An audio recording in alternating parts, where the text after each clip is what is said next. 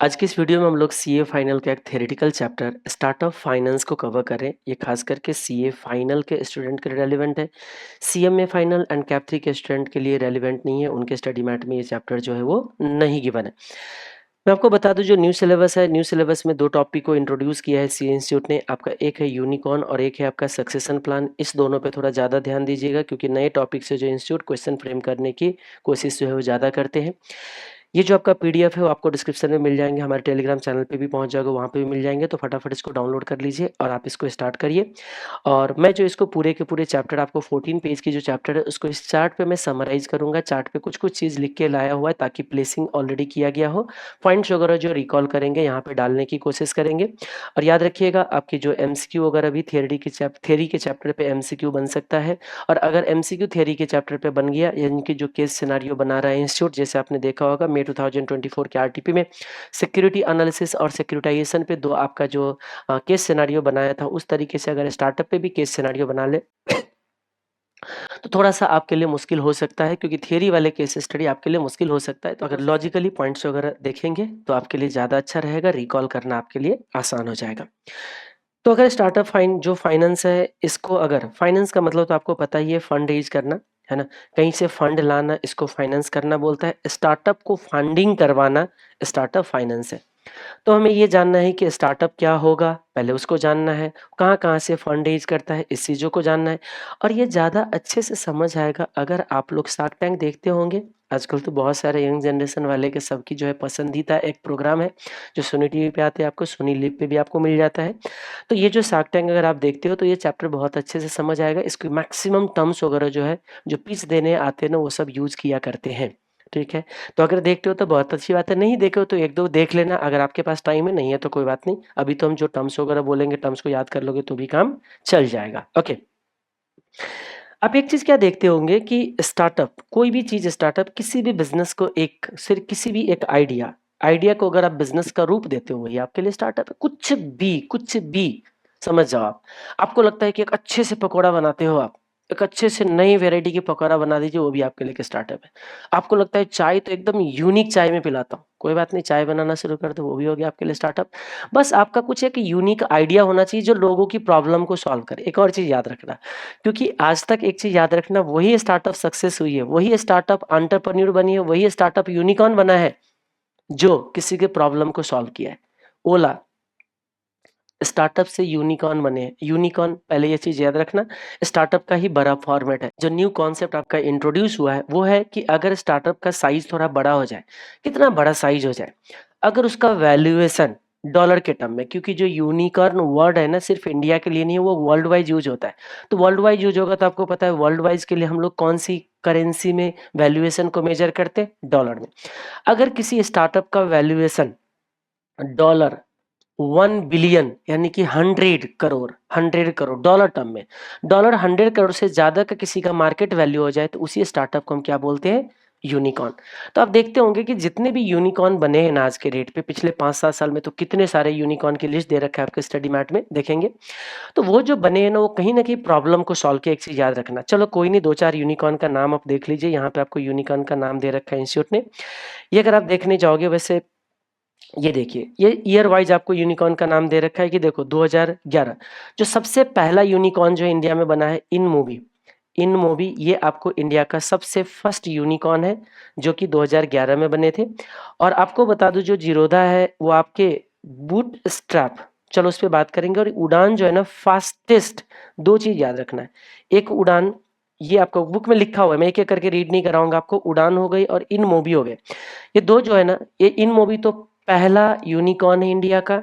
और यह सबसे कम टाइम में यूनिकॉर्न बनने वाले जो आपका स्टार्टअप है वो है आपका उड़ान। फ्लिपकार्ट ने भी आपका प्रॉब्लम सॉल्व किया है। ओला की बात करोगे, आपकी प्रॉब्लम को सॉल्व किया है। जोमेटो की बात करेंगे, आपकी प्रॉब्लम को सॉल्व किया है। पेटीएम की बात करेंगे, आपके प्रॉब्लम को सॉल्व किया है। जितने भी स्टार्टअप प्रॉब्लम पे काम करते हैं वो सारे सक्सेस होता है, याद रखना। जैसे ओला की बात करो, आप मुझे बताइए कितने बड़े प्रॉब्लम को आपको सॉल्व किया। आपको कहीं जाना है, आपको पता नहीं, टैक्सी लेने के लिए आपको 1 किलोमीटर दूर जाना होता था, कहते क्यों ना हम आपको टैक्सी आपके घर पे दे दें। टैक्सी वाले को भी दिक्कत है, कस्टमर ढूँढने के लिए बोलता है कोई बात नहीं, दोनों का मिलन करवाता है। एक चीज़ ज़्यादा देखा होगा कि सबके पास टेक्नोलॉजी, सारे ने टेक्नोलॉजी को यूज़ किया है। हम कह सकते हैं ओला ने भी टेक्नोलॉजी को यूज़ किया है। एक को खाना चाहिए, एक रेस्टोरेंट वाले को कस्टमर नहीं मिल रहा है, एक कहते हैं हमें अच्छा खाना चाहिए और घर पे चाहिए, कहते कोई बात नहीं डिलीवरी हम करा के देते हैं ज़ोमैटो। तो कहीं न कहीं जितने भी स्टार्टअप है सारे के सारे प्रॉब्लम को सॉल्व करते हैं। तो एक काम करते हैं, इस पूरे कॉन्सेप्ट को समझने के लिए हम भी एक प्रॉब्लम को ढूँढते हैं और फिर उसको हम लोग कोशिश करते हैं उसको सॉल्यूशन निकालने की और उसको फिर फंडिंग करने की कोशिश करेंगे अलग-अलग कॉन्सेप्ट को लिंक करके। क्योंकि मुझे क्या लगता है कि इसमें बहुत सारे पॉइंट हैं। एक तरीके से देखा जाए तो हम कह सकते हैं सबसे ज़्यादा आपका जो लेंदी थ्योरी का चैप्टर है जो आपका स्टार्टअप फाइनेंस है और एक क्वेश्चन तो नॉर्मली यहाँ से रहता ही रहता है और बच्चों को जो है याद करना थोड़ा-सा मुश्किल हो जाता है। तो मैंने कोशिश किया कि क्यों ना हम एक ऐसा एक प्रॉब्लम ढूँढें, प्रॉब्लम को सॉल्यूशन निकालते हैं और फिर हम लोगों के पास जाते हैं पैसे लाने की इस प्रॉब्लम को सॉल्व करने के लिए जो फंडिंग होगा, फिर देखते हैं कौन-कौन हमें फंडिंग दे सकता है, किस-किस तरीके से हम लोग फंडिंग रेज़ कर सकते हैं ताकि हमारे पॉइंट्स वगैरह जो है वो याद हो जाए। तो जैसे मैं आपको बता दूँ कि मुझे कुछ पीछे जो एक प्रॉब्लम मिले थे जिस टाइम मैं ट्रेड करता था, अभी तो थोड़ा-सा मार्केट में कम ट्रेड करता हूँ। ट्रेड क्या करता हूँ ऑलमोस्ट जो क्लास में बताने के लिए सिलेबस से रिलेटेड जो डेरिवेटिव उतना ही ट्रेड करा, लेकिन पिछले डेढ़ 2 साल से तो मैंने जो एक्टिवली ट्रेडिंग नहीं किया, लेकिन उससे पहले मैं एक्टिवली ट्रेड किया करता था मार्केट में, खास करके फ्यूचर एंड ऑप्शन में और टेलीग्राम चैनल पे मैं अपना ट्रेड है वो हर दिन शेयर भी किया करते थे। तो मैंने एक चीज़ क्या वहाँ पे देखा था कि जो भी मैंने ट्रेड सजेस्ट किया, ट्रेड तो सही था। मैंने उसमें प्रॉफ़िट बुक किया, बहुत सारे स्टूडेंट भी प्रॉफ़िट बुक किया, लेकिन उसमें से बहुत सारे ने ना लॉस बुक किया क्योंकि वो सही टाइम पे एग्ज़िट नहीं कर पाए। एंट्री तो कर लिया सही जगह पे लेकिन एग्ज़िट सही से नहीं कर पाते, तो जिसकी वजह से वो लोग लॉस किया। तो उस टाइम बहुत सारे स्टूडेंट का ये भी रिक्वेस्ट होते थे कि सर एक काम करो ना कि सर आप ही सारे के पैसे लेके मैनेज कर दो।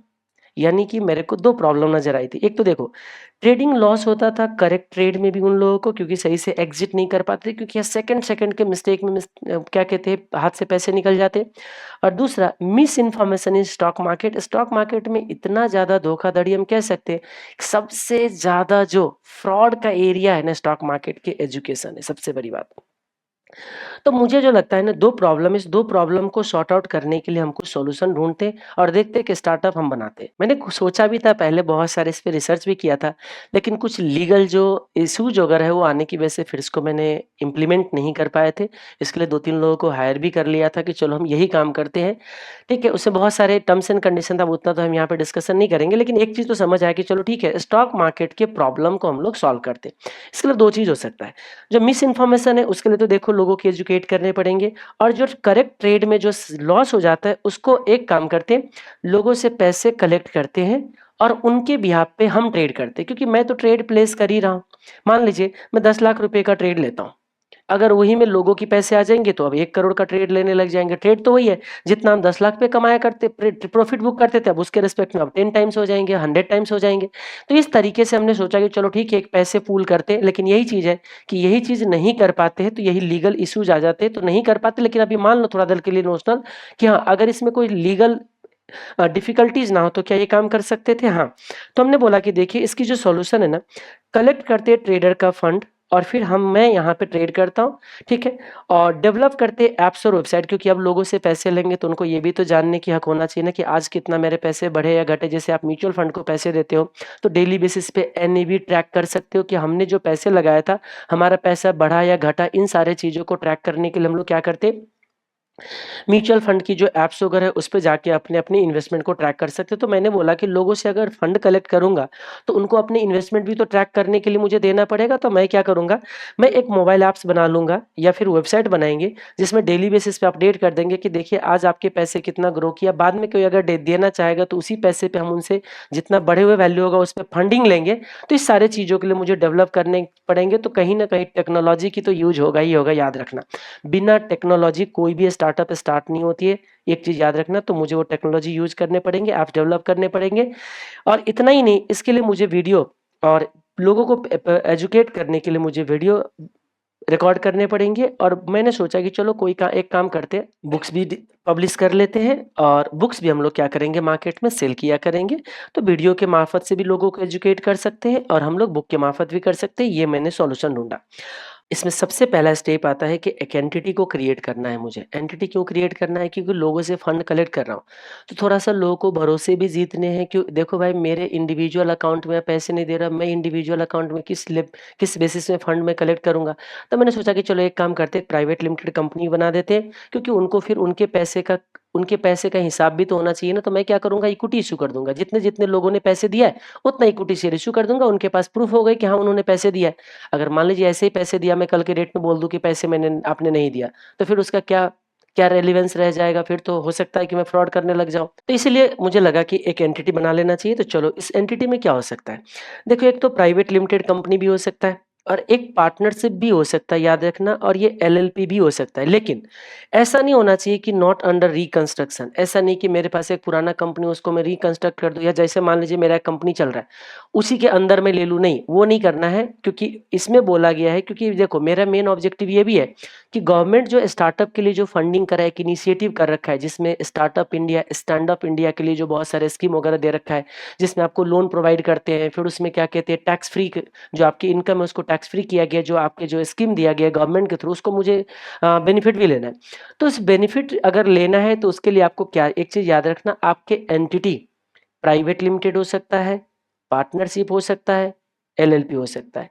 लाइफ उसका 10 साल से कम होना चाहिए, और जो टर्नओवर है ना, किसी भी फाइनेंशियल ईयर में इनकॉर्पोरेशन के बाद, जहां से आप इनकॉर्पोरेट कर रहे हो ना, उसके बाद से किसी भी साल में, मतलब लाइफ तो 10 साल से कम होना चाहिए। स्टार्टअप कोई भी इंडिया में हो सकता है। 10 साल अगर किसी कंपनी का हो गया, तो 10 साल के बाद वो स्टार्टअप नहीं कहला सकता, सबसे पहली बात। ठीक है? ओके। अब आपका स्टार्टअप जो है 10 साल से के बाद आपका नहीं कहला सकता, और आपकी जो टर्नओवर है ना, वो 100 करोड़ रुपए से ज्यादा नहीं होना चाहिए। क्या नहीं होना चाहिए? 100 करोड़ रुपए से ज्यादा किसी भी फाइनेंशियल ईयर में आपका टर्नओवर ज्यादा नहीं होना चाहिए, और 10 साल से ज्यादा का लाइफ नहीं होना चाहिए। वो प्राइवेट लिमिटेड होना चाहिए, पार्टनरशिप होना चाहिए, एलएलपी होना चाहिए, नॉट अंडर रिकंस्ट्रक्शन होना चाहिए। और ये जो है ना, वर्किंग टुवर्ड इनोवेशन, सिर्फ इनोवेशन ही नहीं है, लोगों की प्रॉब्लम को सॉल्व करना ही है। इनोवेशन तो है ही है। इतना ही नहीं, आपको जो है प्रोडक्ट को और सर्विसेज को अगर कुछ सही तरीके से अगर आप डिलीवर करते हो, वो भी आता है। तो मैं थोड़ा सा शॉर्ट में यहाँ पे चार्ट बनाने की कोशिश कर रहा हूँ, इसीलिए जो मेन पॉइंट इसमें लिख दिया है, ये 3 कंडीशन को अगर सेटिस्फाई करेंगे, तो जो स्टार्टअप इंडिया की इनिशिएटिव है, उसके लिए आप एलिजिबल हो जाओगे। आपको लोन मिल सकता है सस्ते रेट पे, आपको टैक्स फ्री माना जाएगा। ये चीजों को ध्यान रखना है। तो इसीलिए मैंने सबसे पहले क्या करा बताइए, एंटिटी बनाने की कोशिश किया। अब एंट्री के बाद क्या करेंगे बताइए? अब हम अपना ऐप्स डेवलप करेंगे, अब हम अपना ऑफिस स्पेस लेंगे, क्योंकि आपको पता है एंटिटी डेवलप करने के लिए हमारे को रजिस्टर्ड एड्रेस देने पड़ेंगे, तो कहीं न कहीं ऑफिस भी लेने पड़ेंगे। तो मेरे पास जितना पैसे था ना, तो मैं क्या करता हूँ, अब उसके लिए फंडिंग की ज़रूरत पड़ेगी। अब यहीं से शुरुआत होती है फंडिंग। तो देखो, अब मैंने क्या करा, ऑफिस स्पेस लिया, मुझे 3 महीने का सिक्योरिटी मनी देना पड़ा। फिर उसके बाद मैंने कुछ क्या कहते हैं, वेबसाइट डेवलप करने के लिए और ऐप्स डेवलप करने के लिए कुछ पैसे दिए। मेरे पैसे जो है ना, फंड जो है खत्म हो गया।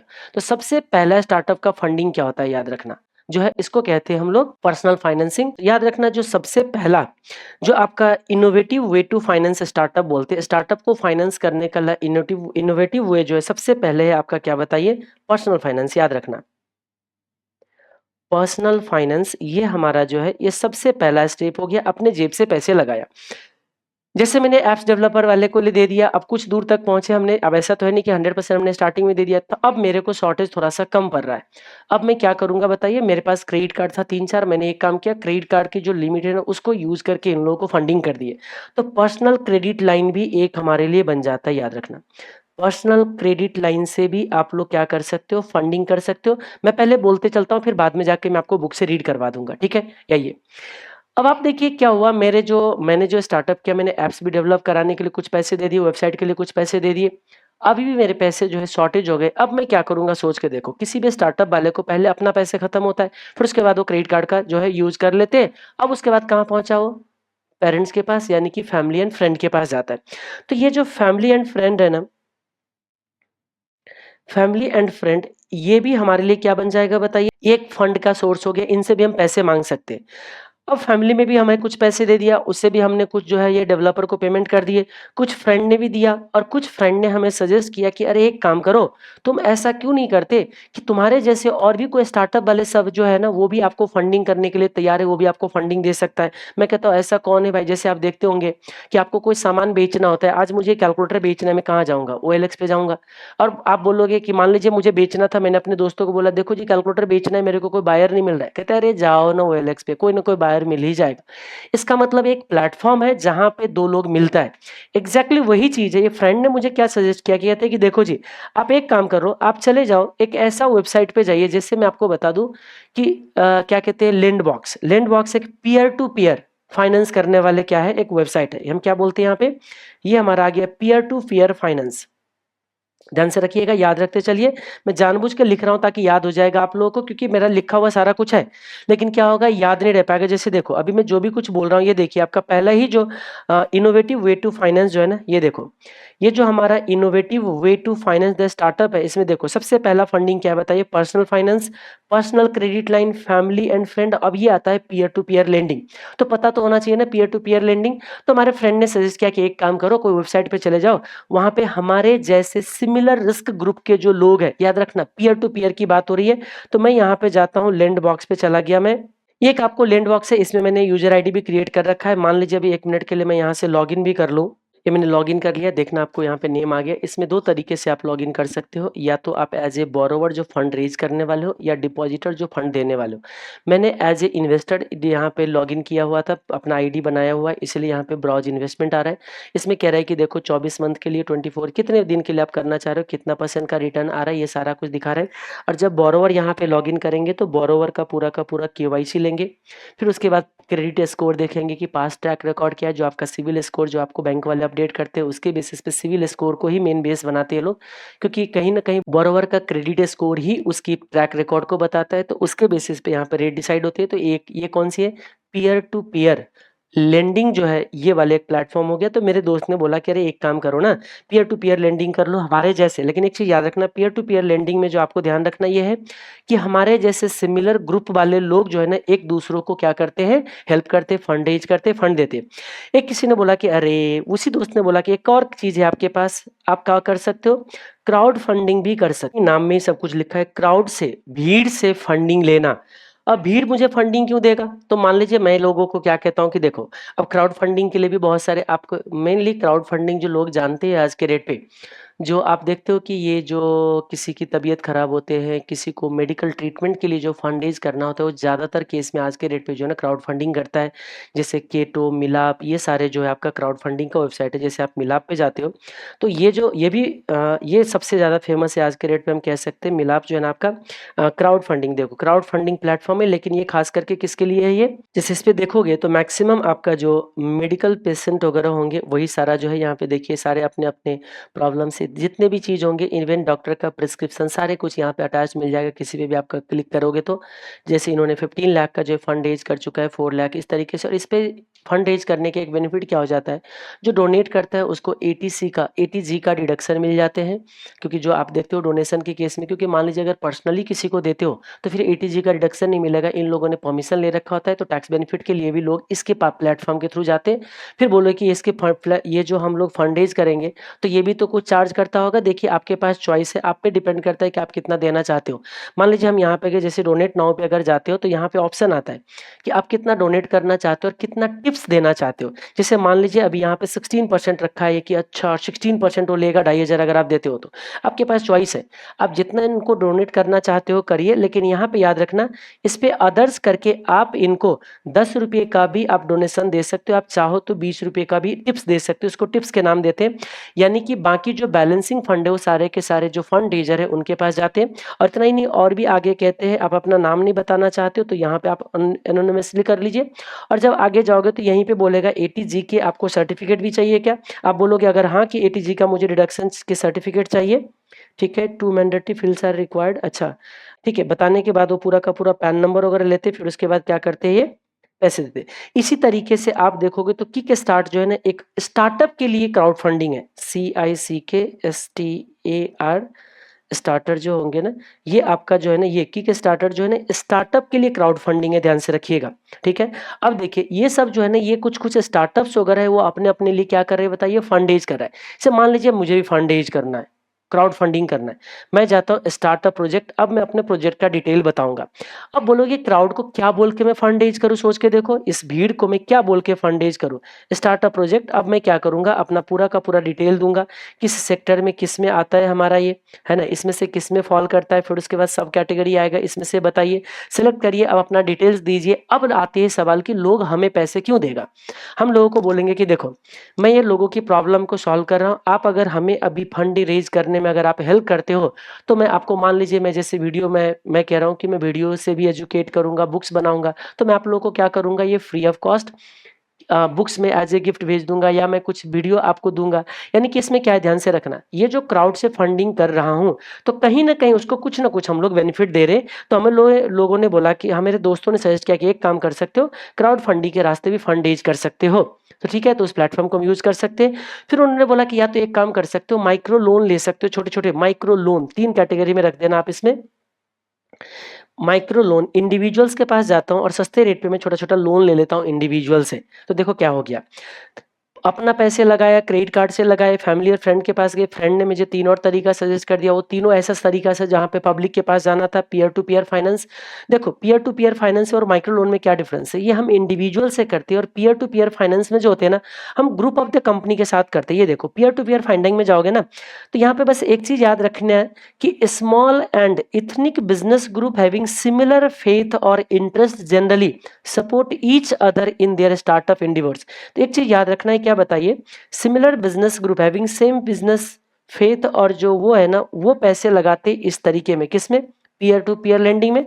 और जो माइक्रो लोन होते हैं ना, उसमें इंडिविजुअल से हम लोग स्मॉल लोन लेते, छोटा छोटा लोन लेते। क्राउड फंडिंग में भी देखो, बोलोगे क्राउड फंडिंग में भी तो पब्लिक के पास आ रहे, याद रखना, क्राउड फंडिंग में हम लोग लोन नहीं ले रहे हैं, इसमें लोन ले रहे इंडिविजुअल के साथ, यहां भी भीड़ से जा रहे हैं किसी वेबसाइट के थ्रू। लेकिन उस क्राउड फंडिंग में हम लोगों को क्या बोल रहे हैं कि अरे मैं ना आपको कुछ प्रोडक्ट के थ्रू, कुछ उसमें हम आपको उनको दे देंगे, जैसे आप जाओगे ना वहां पे तो वहां दिख जाएगा। टाइम थोड़ा कम है क्योंकि हम ज्यादा लंबा इस वीडियो को बनाना नहीं चाह रहे, नहीं तो यहाँ पे क्या हो जाएगा, यहाँ पे आप अगर जाओगे ना, अब यहाँ पे बहुत सारे प्रोजेक्ट जो दिखेंगे, प्रोजेक्ट जो फंड वगैरह रेज कर रखा है ना, चलो मैं एक काम करता हूँ, इस फंड को तो मैं बोलता हूँ कि ठीक है भाई, एक काम कर, बैक हो जा। अब जैसे बैक हो जा, मान लीजिए मैं फिर से बैक कर दिया, ऐसे टेक्नोलॉजी बेस आपको कोई मिलते हैं इसमें।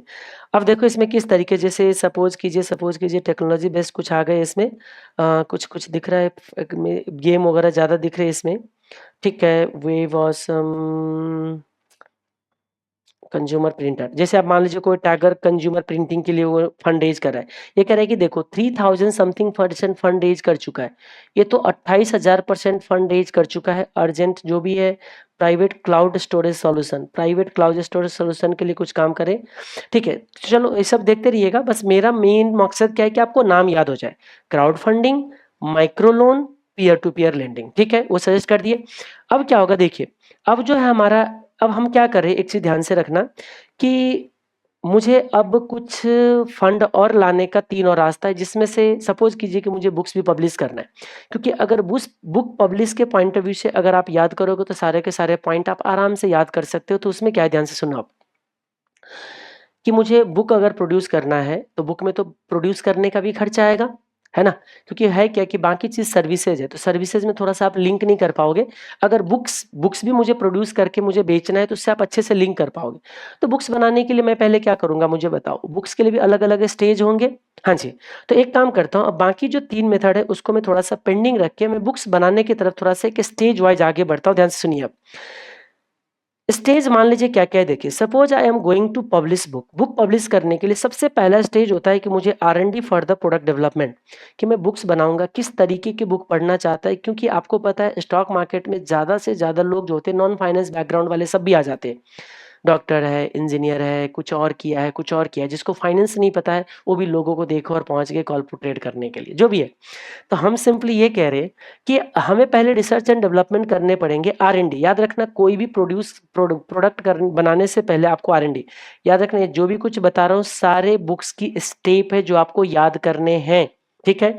तो हम ये कह रहे हैं कि हम इस स्टेज में कि R&D for the product development के लिए हमने R&D कर लिया, हमने देखा इस बुक ने क्या लिखा है, उस बुक ने क्या लिखा है, कैसा बुक बनाए, किस लैंग्वेज में रखे, क्या डायग्रामेटिकली रखे, लैंग्वेजिकली, तो ये चीज़ हमने रिसर्च कर लिया। उसके बाद अब क्या आएगा बताइए, फिर हम लोग उसको प्रोटोटाइप बनाएंगे। एक हम पहले बुक फाइनल करेंगे, बुक पहले हम फाइनल करेंगे, तो इनिशियलाइज, प्रोटोटाइप और प्रोडक्ट डेवलपमेंट कर लेंगे। अब हम लोग बुक पे टाइपिंग करना, बुक को डिजाइन करना, बुक बनाने पे हम लोग काम करना शुरू कर लेंगे। तो पहले जब बुक्स बन जाती है तब वो जाता है प्रेस में। आप याद करना, प्रेस में अगर बुक्स बनानी है, मुझे 5000 क्वांटिटी बुक का प्रेस में डालनी है, तो पहले तो मुझे बुक प्रोटोटाइप डेवलप करने पड़ेंगे, एक पूरे डिजाइनिंग तो करने पड़ेंगे। तो वो जो है ना, इनिशियलाइजिंग, प्रोटोटाइप और प्रोडक्ट डेवलपमेंट, याद रखना ये स्टेज आपको याद रखनी है। मैं आपको बता दूं मैं किस स्टेज की बात कर रहा हूं। फिलहाल मैं इस स्टेज पे हूं जो आप लोगों ने कभी पहले रट्टा लगा रखा होगा, और इस पे क्वेश्चन भी बहुत ज्यादा आ रखा है। याद रखिएगा, मैं इस स्टेज की बात कर रहा हूँ, स्टेज ऑफ फंडिंग। देख रहे हो कुछ, ये देखो कि हमारा क्या है बताइए, supporting a concept and idea और research and development of the product. ये देख रहे हो ना, ये एक्टिविटी है ना, ये अलग अलग स्टेप की फाइनेंसिंग, और इस पे देखो कितने बार क्वेश्चन आ रखा है, इसलिए मैं जो भी कुछ बोल रहा हूँ सारे पढ़ना है। अच्छा, एक चीज मैं बता दूं, अगर कोई आप इस नोट से पढ़ रहे हो तो पेज नंबर 14.10 पे जो ये आपका मीनिंग जो लिखा गया है ना, ये इंस्टीट्यूट ने नए स्टडी मैट के अंदर जो है ना, इंस्टीट्यूट ने डिलीट कर दिया है। तो आप भी इस कॉलम को क्या कर सकते हो, डिलीट कर सकते हो, याद रखने की जरूरत नहीं है। स्टेज याद रखना है और उसमें क्या क्या एक्टिविटी है और कितने दिन के लिए होता है और कितना रिस्क इन्वॉल्व है, इतना याद रखेंगे तो काम चल जाएगा। वापस आते हैं हम लोग अपने चार्ट पे। तो हमने क्या किया, बुक डिजाइनिंग करवा ली है हमने, बुक एक पीस तो बुक बना लिया। अब जैसे बुक बन गया तो हम प्रिंटिंग प्रेस में डालेंगे, स्टार्ट करेंगे कमर्शियल प्रोडक्शन के लिए, है ना, कमर्शियल प्रोडक्शन स्टार्ट करेंगे। लेकिन याद रखना, क्या अभी तक हम तो बुक प्रोड्यूस ही कर रहे हैं, अभी हम प्रॉफिट में आ चुके होंगे। मान लीजिए बाकी जो है वीडियो एडिटिंग हो गई, या फिर जो हम लोगों से फंड कलेक्शन करके जो ट्रेडिंग करने वाले काम थे, उन सबको थोड़ा सा वेट करके बाकी इधर से देखते हैं, क्योंकि स्टेज वगैरह याद हो जाएगा। तो आप मुझे बताइए, क्या अभी हम लोग प्रॉफिट में आ चुके होंगे? सर बोलोगे कैसे आ जाएंगे, अभी तो बुक्स बने हैं, अभी तो प्रिंट प्रेस में गए हैं। ठीक है, अब उसके बाद आएंगे, उसके बाद सेल करेंगे, तब प्रॉफिटेबल बनेंगे। अब बोलोगे हाँ। तो देखो, मैंने कमर्शियल प्रोडक्शन तो स्टार्ट कर लिया। अब देखिए, अब जैसे कमर्शियल प्रोडक्शन स्टार्ट करेंगे तो बुक को, अब मुझे जब बुक मेरा पब्लिश हो गया तो मुझे स्टोर भी मैनेज करना पड़ेगा बुक का। क्योंकि ऐसा तो है नहीं कि जितना ऑर्डर होगा उतना ही बुक हम प्रोड्यूस करेंगे, सोच के देखो, नहीं, हम बुक स्टोर में भी रखना पड़ेगा। तो आपको पता है स्टोर मैनेज करना ये वर्किंग कैपिटल कहलाता है। तो ये जो है ना, वर्किंग कैपिटल नीड हो गया, याद रखना। ठीक है, नॉट इन प्रॉफिट, अभी तक मैं प्रॉफिट में नहीं आया हूं, ऐसे समझ के चलो। बुक्स मैंने बनाया और बुक्स बना के अभी मैं कहाँ रख रहा हूं बताइए, स्टोर में रख रहा हूं, तो वो कहीं ना कहीं वर्किंग कैपिटल का पार्ट बनता है, क्योंकि current assets minus current liability जो होता है ना, हमारा वर्किंग कैपिटल का पार्ट बनते हैं। चलो एक काम करता हूं, यहाँ से लिंक भी करा देता हूं। देखिए, रिसर्च एंड डेवलपमेंट करा लिए, प्रोटोटाइप इनिशियलाइज करा दिए, यानी कि हमने प्रोडक्ट को डेवलप कर लिए। ओके, स्टार्ट कर लिया कमर्शियल प्रोडक्शन, हमने प्रेस में डाल दिए, बुक्स हमारा प्रोड्यूस हो गए। अब हम लोग क्या कर रहे हैं बताइए, ग्रोइंग, जो वर्किंग कैपिटल की जरूरत पड़ेगा। देखो सारा चीज याद रखोगे तो थोड़ा सा मुश्किल हो जाएगा। बोलोगे एक्सपैंड लिखा हुआ है, फिर यहाँ पे एक्सपेंशन है, दोनों जगह एक्सपेंशन आप नहीं याद रख पाओगे ना। तो इसलिए यूनिक चीजों को याद रखो।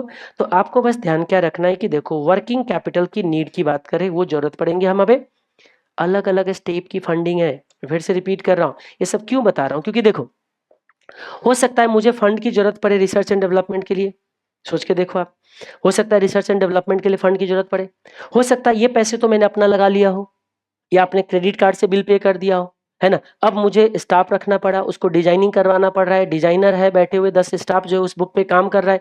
तो मुझे बताइए, ये जो प्रोडक्ट डेवलपमेंट कर रहा हो या प्रोटोटाइप को इनिशियलाइज कर रहा हूँ, उस स्टेज पे भी मुझे फंडिंग की जरूरत पड़ सकता है। या हो सकता है ये दोनों काम मैं कर चुका हूँ, अब जब मेरा बुक्स प्रेस में जा रहा है उस टाइम पे मेरे को जरूरत पड़ रहा है, तो स्टार्ट कमर्शियल प्रोडक्शन के इस स्टेज पे भी फंडिंग की जरूरत पड़ सकता है। बात समझ में आ रही? हमारे पैसे किस स्टेज पे चाहिए, अलग अलग स्टेज की फंडिंग अलग अलग नाम से होता है, यही सब चीज याद आपको रखने हैं। हमने बोला वर्किंग कैपिटल की जरूरत पड़ेगा, लेकिन अभी तक प्रॉफिट में आए नहीं क्योंकि प्रेस से आ गया, हमारे अभी स्टोर में पड़े हुए हैं। अब मुझे बताइए, अब मार्केट एक्सपेंशन करने जा रहे हैं, अब मान लीजिए अब हमारा ये स्टोर में से सेल भी होने लग गया, अब हम प्रॉफिट में भी आ चुके। याद रखना, इस स्टेप तक वर्किंग कैपिटल की जहां तक जरूरत होते है वहां तक हम प्रॉफिट में नहीं होते। ये मैं नहीं लिख रहा, बुक लिख के दिया है। और मार्केट में अब हम कहाँ जा रहे हैं बताइए, एक्सपेंशन की तरफ बढ़ रहे हैं। हाँ, अब हमारा प्रॉफिट मेकिंग हो चुका है, अब हम एक्सपेंशन में आ चुके। आपको पता है शार्क टैंक पे जितने भी फंडिंग हो रही है ना, सब इस स्टेज पे हो रहा है, आप चेक करके देख लो। इस स्टेज को बोलते हैं सीड फंड, इसको याद रखना। ये जो है ना आपका सीड मनी बोलते हैं इसको, सुनिएगा। बहुत बार देखते हो आप लोग, कुछ लोग आते हैं जो प्रॉफिट मेकिंग में नहीं होते तो कहते हैं अभी सीड मनी हमने लगा रखा है। वो प्रॉफिट मेकिंग में नहीं होता है, वो इनिशियल लेवल की पैसे लगाता है। अगर कोई सीड मनी की बात करता है, सीड फंडिंग की बात करता है, तो समझ जाओ वो इनिशियल R&D पे पैसे लिया था लोगों से। समझ में आगे बात? सीड मनी है ये है हमारा स्टार्टअप। क्या बोला हमने? ये है हमारा स्टार्टअप की बात हो रही है, ठीक है, ओके। अब देखो ये है फर्स्ट स्टेज या फर्स्ट राउंड बोलते हैं इसको, ठीक है जी। इसको हम लोग क्या बोलते हैं? फर्स्ट स्टेज या फर्स्ट राउंड। आपको जो मर्जी बोलना चाहो बोल सकते हो। इंस्टीट्यूट इसको क्या बोलते हैं मैं आपको 1 मिनट के लिए दिखा दूं, ठीक है जी। इंस्टीट्यूट ने यहाँ पे क्या नाम दिया भाई, क्या नाम दिया, ये है क्या? हाँ जी, ये देखो इंस्टीट्यूट ने यहाँ पे बोला इसको फर्स्ट स्टेज। पहले था फर्स्ट राउंड भी बोलते थे इसको, सेकेंड स्टेज, थर्ड स्टेज। तो आइएगा यहाँ पे, ये हमारा स्टार्टअप हो गया, ये हो गया हमारा फर्स्ट स्टेज, ये हमारा हो गया सेकेंड स्टेज। सेकेंड स्टेज में क्या आ रहा है बताइए? वर्किंग कैपिटल की नीड पड़ रहा है हमारे को। अब आ रहा है कौन सी? अब आ रहा है थर्ड स्टेज। यहाँ पे मार्केट एक्सपेंशन करने जा रहे हैं। थर्ड स्टेज तक हम लोग कहाँ पे आ चुके हैं? प्रॉफिट में आ चुके हैं। तो बोलोगे सर कभी कभी तो शार्क टैंक वाले इस लेवल पे भी पैसे दे देते हैं, सेकेंड स्टेज पे भी फंडिंग दे देते हैं। हाँ देते हैं, लेकिन बहुत कम देते हैं जो प्रॉफिट में नहीं होते।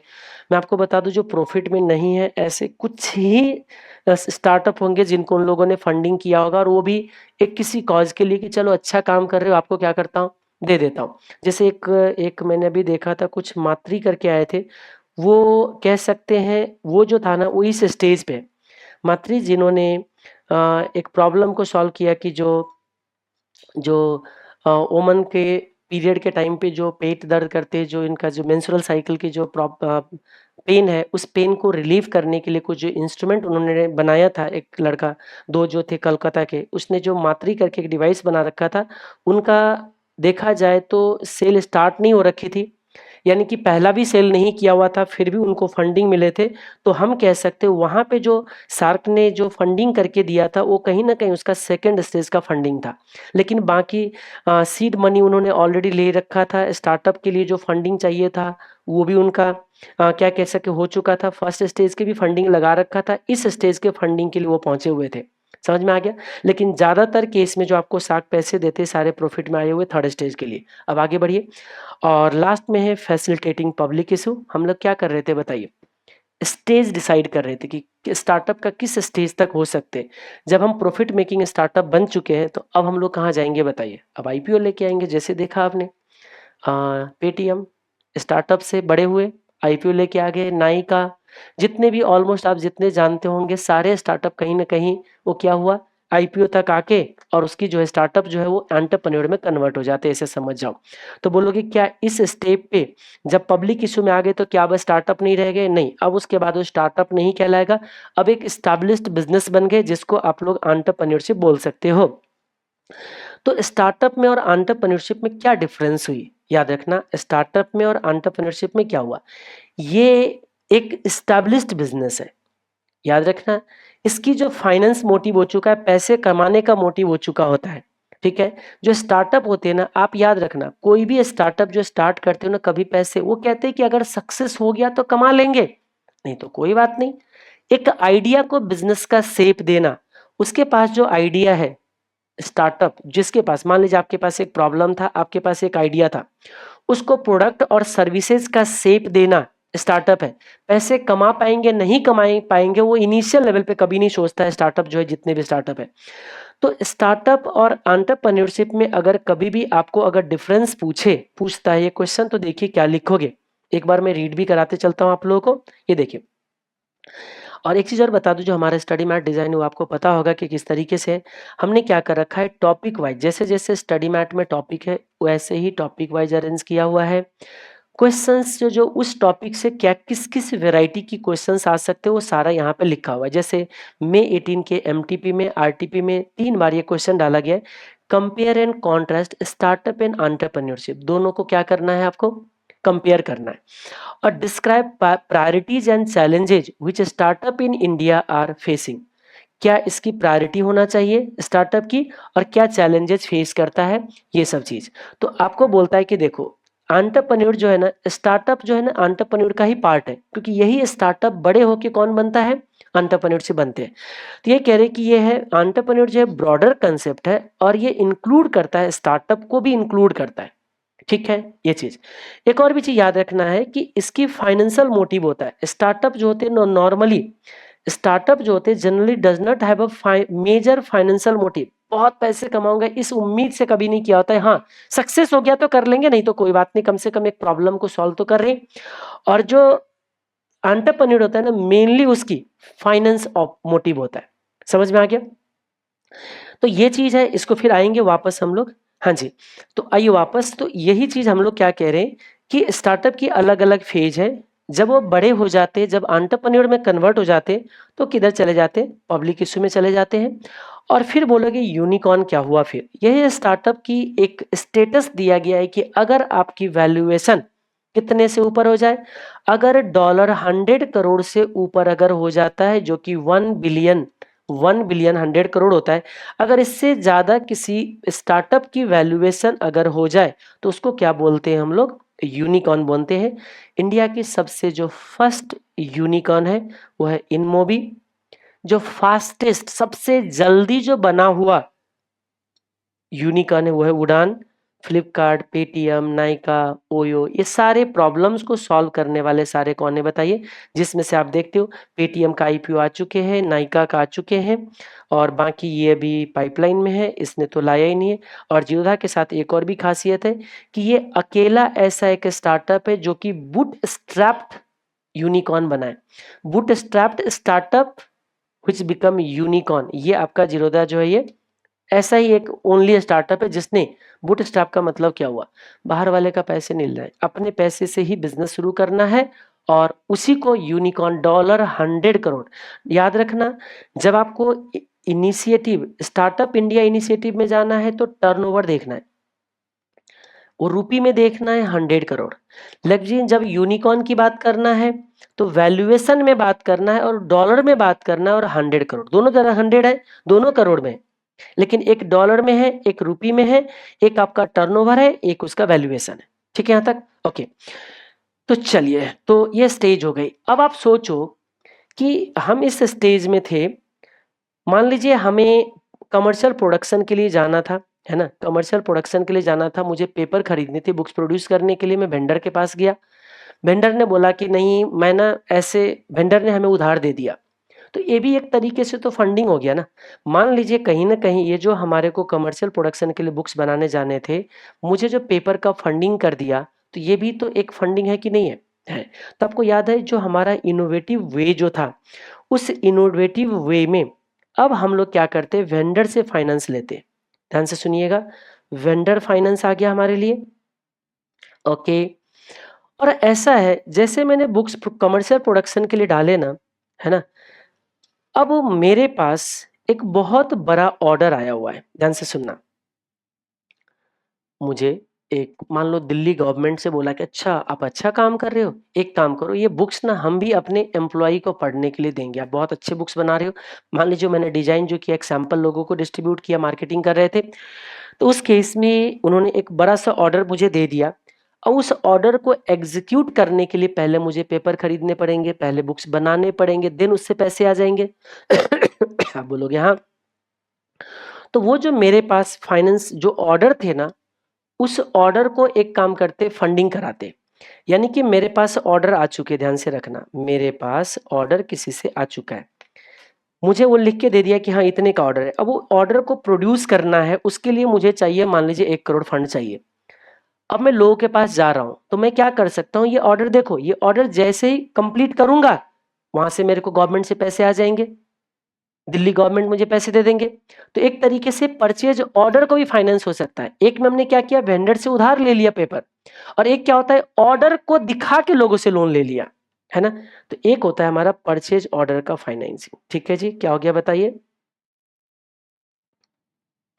परचेज ऑर्डर का फाइनेंसिंग, परचेज ऑर्डर फाइनेंस हो गया हमारा।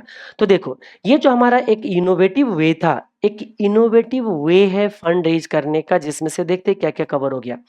पर्सनल फाइनेंसिंग, फिर क्रेडिट कार्ड से जाएंगे। इसके लिए बोला गया है क्वेश्चन के अंदर कि देखो good example for this is the credit card. Credit card को हमने यूज कर लिया, ठीक है। फैमिली एंड फ्रेंड के पास गए, फैमिली ने हमें 3 आइडिया दिया, पीयर टू पीयर लेंडिंग का आइडिया दिया, क्राउड फंडिंग का आइडिया दिया, माइक्रो लोन की आइडिया दिया। फिर हमने वेंडर के पास गए जो हम बुक्स बना रहे थे तो उससे उधार ले लिया, ठीक है। एक परचेज ऑर्डर का फाइनेंस कर दिए। लास्ट में एक रह गए फैक्टरिंग अकाउंट रिसीवेबल, ये आपने पढ़ा होगा। अब मान लीजिए मैंने बुक्स बेच भी दिया लेकिन बुक्स मैंने उधार बेचा। एक बार बुक्स बनाने के लिए वेंडर से उधार लिया, एक बार बुक्स बनाने का बड़ा ऑर्डर था, उस ऑर्डर को दिखा के मैंने किसी से फंडिंग करवा लिए। और एक क्या है, मैंने बुक्स उधार बेचा हुआ है, बुक्स मैंने बेच भी दिया, पैसे अभी आया भी नहीं है, उधार बेचा हुआ है। तो वो जो रिसीवेबल्स है ना, वो रिसीवेबल्स किसी को बेचना फैक्टरिंग होता है। आपने इंटरमीडिएट में पढ़ा होगा फैक्टरिंग अग्रीमेंट, याद आ रहा है कुछ? तो वो जो आपका फैक्टर जो है ना, अकाउंट रिसीवेबल को फैक्टरिंग करना, जो मेरे पैसे रिसीवेबल है ना, बुक्स जो मैंने उधार में बेचा था, जो पैसे आने वाले हैं, अब वो तो देगा ड्यू डेट पे, मान लीजिए 1 मंथ 2 मंथ 3 मंथ बाद आने वाला है। मैं एक फैक्टर के पास जाता हूँ और मैं ये कहता हूँ कि देखो भाई तुम कलेक्शन कर लेना बाद में अपना, जब ड्यू डेट आएंगे तब, अभी मुझे पैसे दे दो। तो वो जो एजेंसी है ना, जो थर्ड पार्टी है, जो आउटसोर्सिंग जिसको कर रहा हूँ, वो होता है फैक्टर फर्म। मैं हूँ ओनर फर्म, मैंने बुक बेचा है। फैक्टर फर्म जो कलेक्शन का काम जिम्मेदारी ले लेता है ताकि मुझे कलेक्शन ना करना पड़े, और फैक्टर फर्म मुझे आज पैसे दे देते, तो हम कह सकते हैं अकाउंट रिसीवेबल को फैक्टरिंग कराना, ये भी एक इनोवेटिव वे है। तो ये देखिए आपका कहाँ गई है, फैक्टरिंग अकाउंट रिसीवेबल। डेटर जो था ना, डेटर को फैक्टरिंग कर दिया हमने। तो लास्ट आ गया क्या बताइए, ये हमारा आ गया फैक्टरिंग अकाउंट रिसीवेबल, ठीक है जी। तो चलो ये आपका इनोवेटिव वे हो गया।